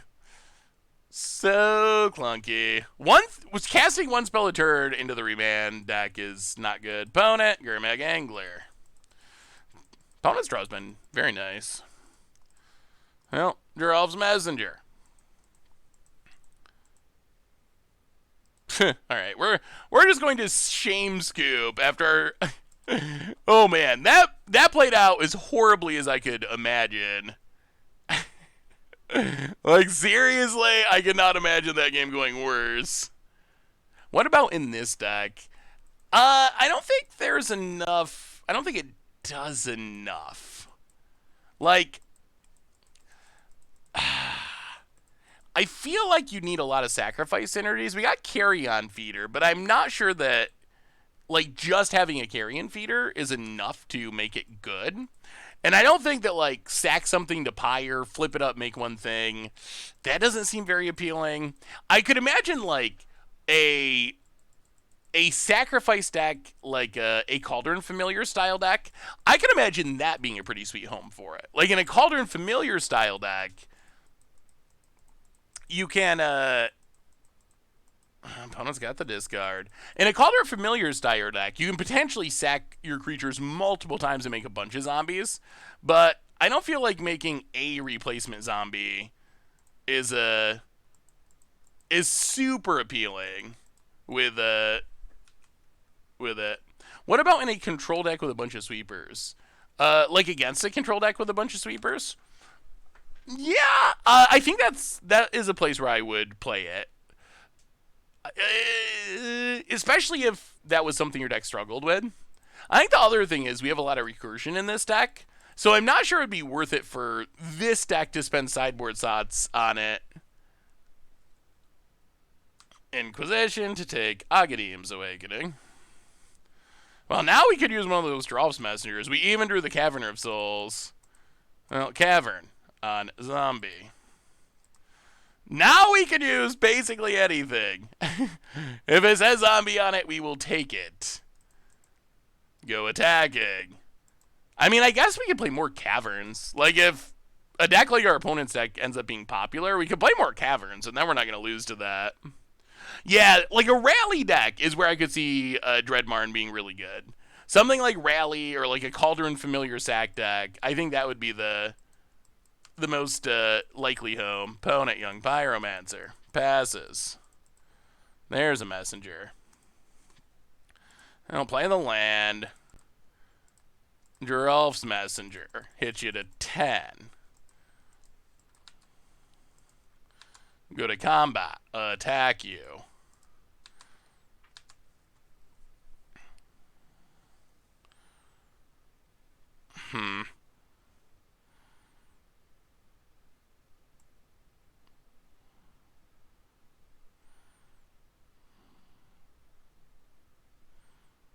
Alright. We could get 1 point of damage by sacking this, but I'm not sure it's worth it. Down to 7 past the turn. Opponent. Zubaras could be another sweet one. I can see that. Is Blue Steel a good deck to use in general nowadays?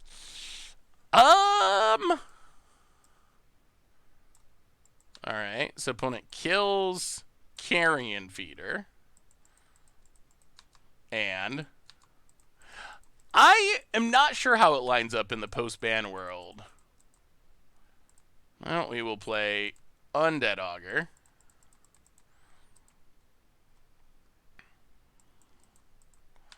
Go to combat. Attack. Opponent cracks down to 6. Island.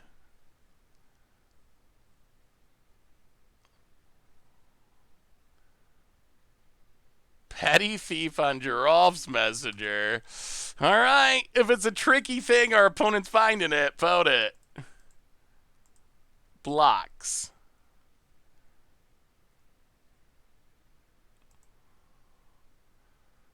We draw a card. Land? Haunted Dead. Alright. Pass the turn. Opponent's down to 5. I think we can close this out. I think it's possible. Yeah, some sort of zombie aristocrat deck I think could be good. Opponent. Wow. Getting frisky. Hits a 16. Well, go to combat. Attack you. 2 cards in hand. That's not many. Mono Green Stopping! Welcome to the Fishbowl. Thank you so much for your subscription. Big super cheer for you. I like the new cycle. I think they're actually, in general, pretty good. I mean, I don't think any of them are quite cryptic command, but then again, I mean, we haven't really had another cryptic command, so how does our opponent get out of this? Are they just dead? We have an uncounterable messenger that they bounce to our hand. And opponent's dead, and, well, it's been a long streak, but let's finish it out. One more. We're on a 3-game win streak with Pyre Zombies. So, yeah, I'll do a daily spoiler video about it tomorrow, so. Hey, have fun with your voice lessons, Chromian. But, yeah, I think they all look like they have potential to be pretty good to me.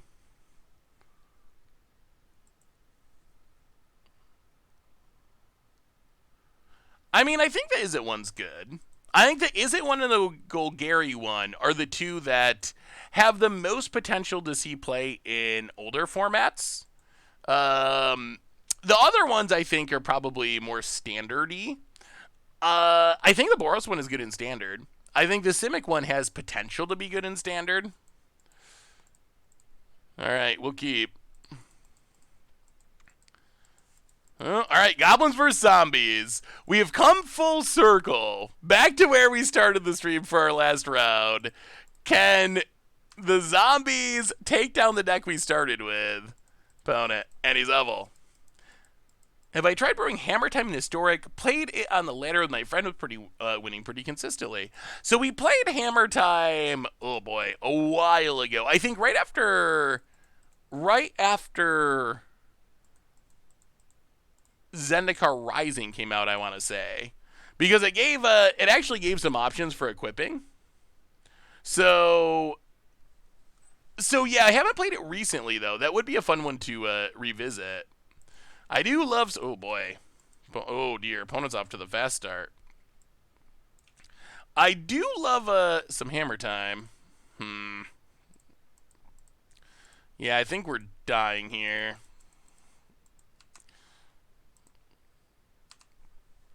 Messenger hit ya. Polluted Delta for our opponent. Cracks it. And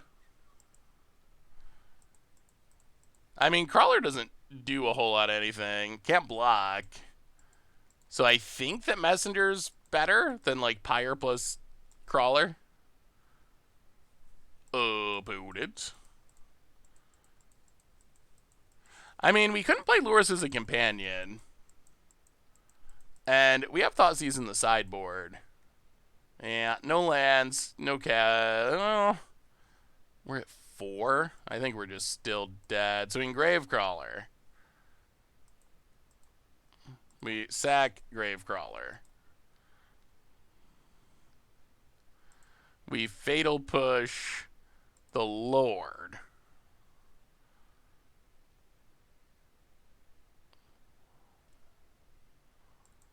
But we're still just super dead. Opponent sacks for mana for no super apparent reason. Alright, another munitions expert. Fair enough. Well, that was a good Goblins hand.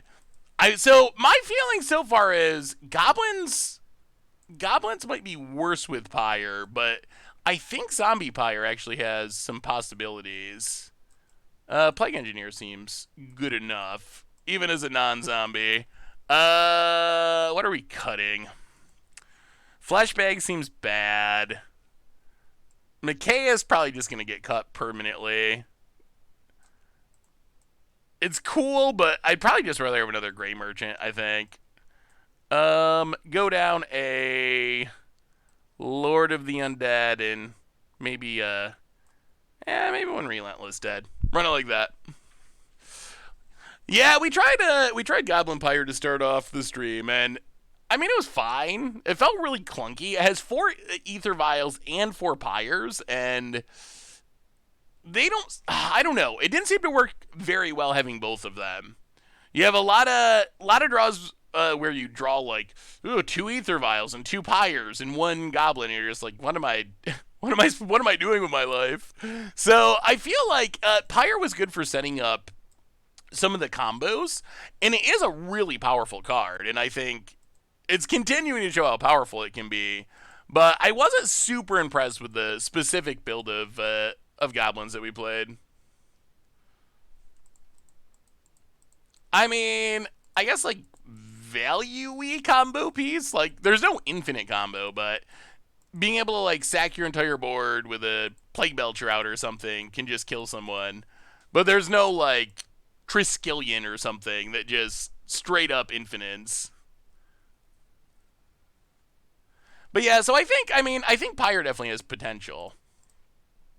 In Goblins and a lot of other tribes. I actually feel like Goblins is like medium-ish as far as Pyre tribes.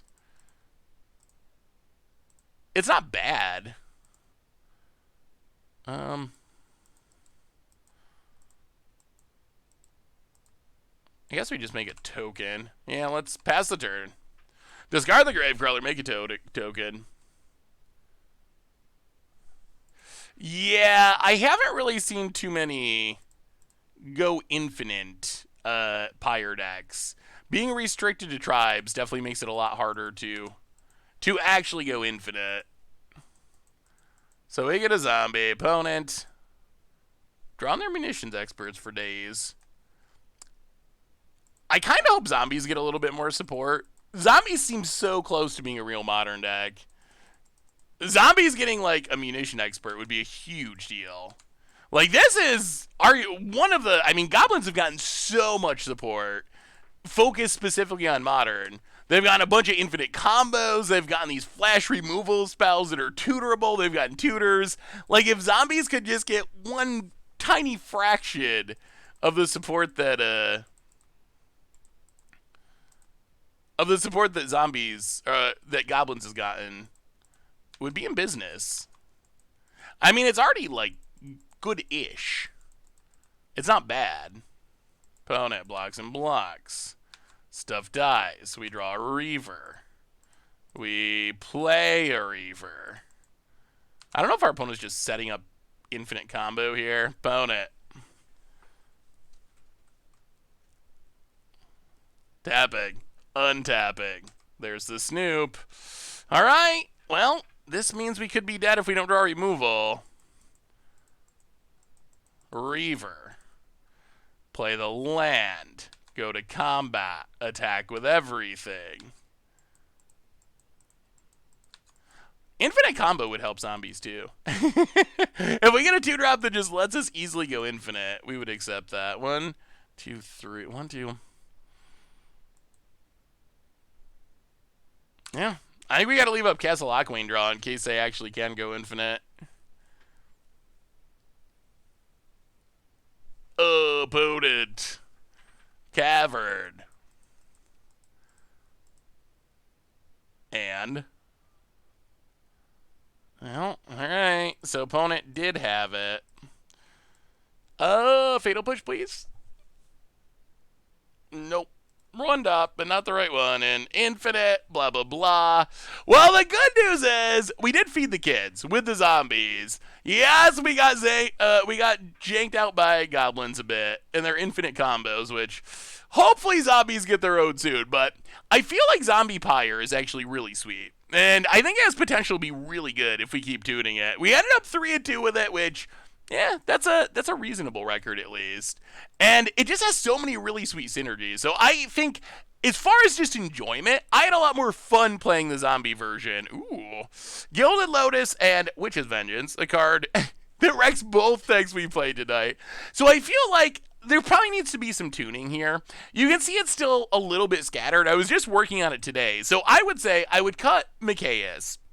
Not 100% sure on the Lords, exactly the right mixture of those, but I feel like the core of the deck, probably with another Gray Merchant in the 5-drop slot, I feel like the core of the deck actually has a lot of potential. Where you have this really awesome Pyre engine, you already have good card advantage, good zombie synergies, so I would keep this one in mind. I think that zombies definitely has a chance, with Pyre, specifically because of Pyre, to be a good thing in Modern. Unfortunately, Grave Titan is not a zombie. It's a giant that makes zombies. So yeah, I couldn't find a better zombie for the 6-drop slot. Micaeus, I think, was as good as it gets, essentially. And there is some potential going to other colors. Like, I can see blue, you get one like Geeson Geralf could be interesting. I briefly considered Geth in the 6-drop slot, but I think Micaeus is probably better than Geth. You could go into red for like Dreadhorde Butcher. So there is a bunch of, you can go into white for ETB Drain zombies in the 2-drop slot. So I think there's something here. There's definitely potential here. Orvar is interesting, except...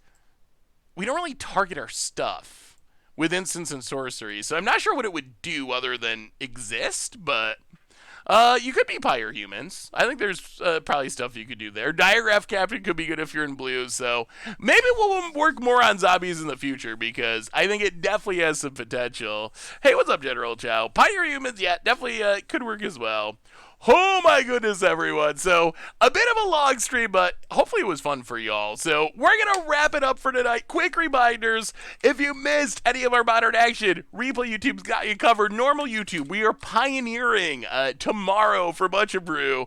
There is also, of course, Memer Dream this weekend, a interesting top 10 video, so keep your eye out for all that. And one more reminder that our sponsor this fine evening is Card Kingdom, and if you need some Magic cards, you can pre-order Time Star Remastered now. We have Strixhaven coming up soon, so you get them at cardkingdom.com, even get a free Scoop Soldier sticker. Most importantly, thank you to all of you. You all are amazing and awesome, and I love you all, so thanks so much for hanging out tonight. I will see you on Monday, 2 p.m. Eastern. Time Star Remastered spoilers a week from today, actually, they're supposed to start. So that's coming very soon. Strixhaven early spoilers today. So have a great night. Have a great weekend, everyone. And I will talk to you soon.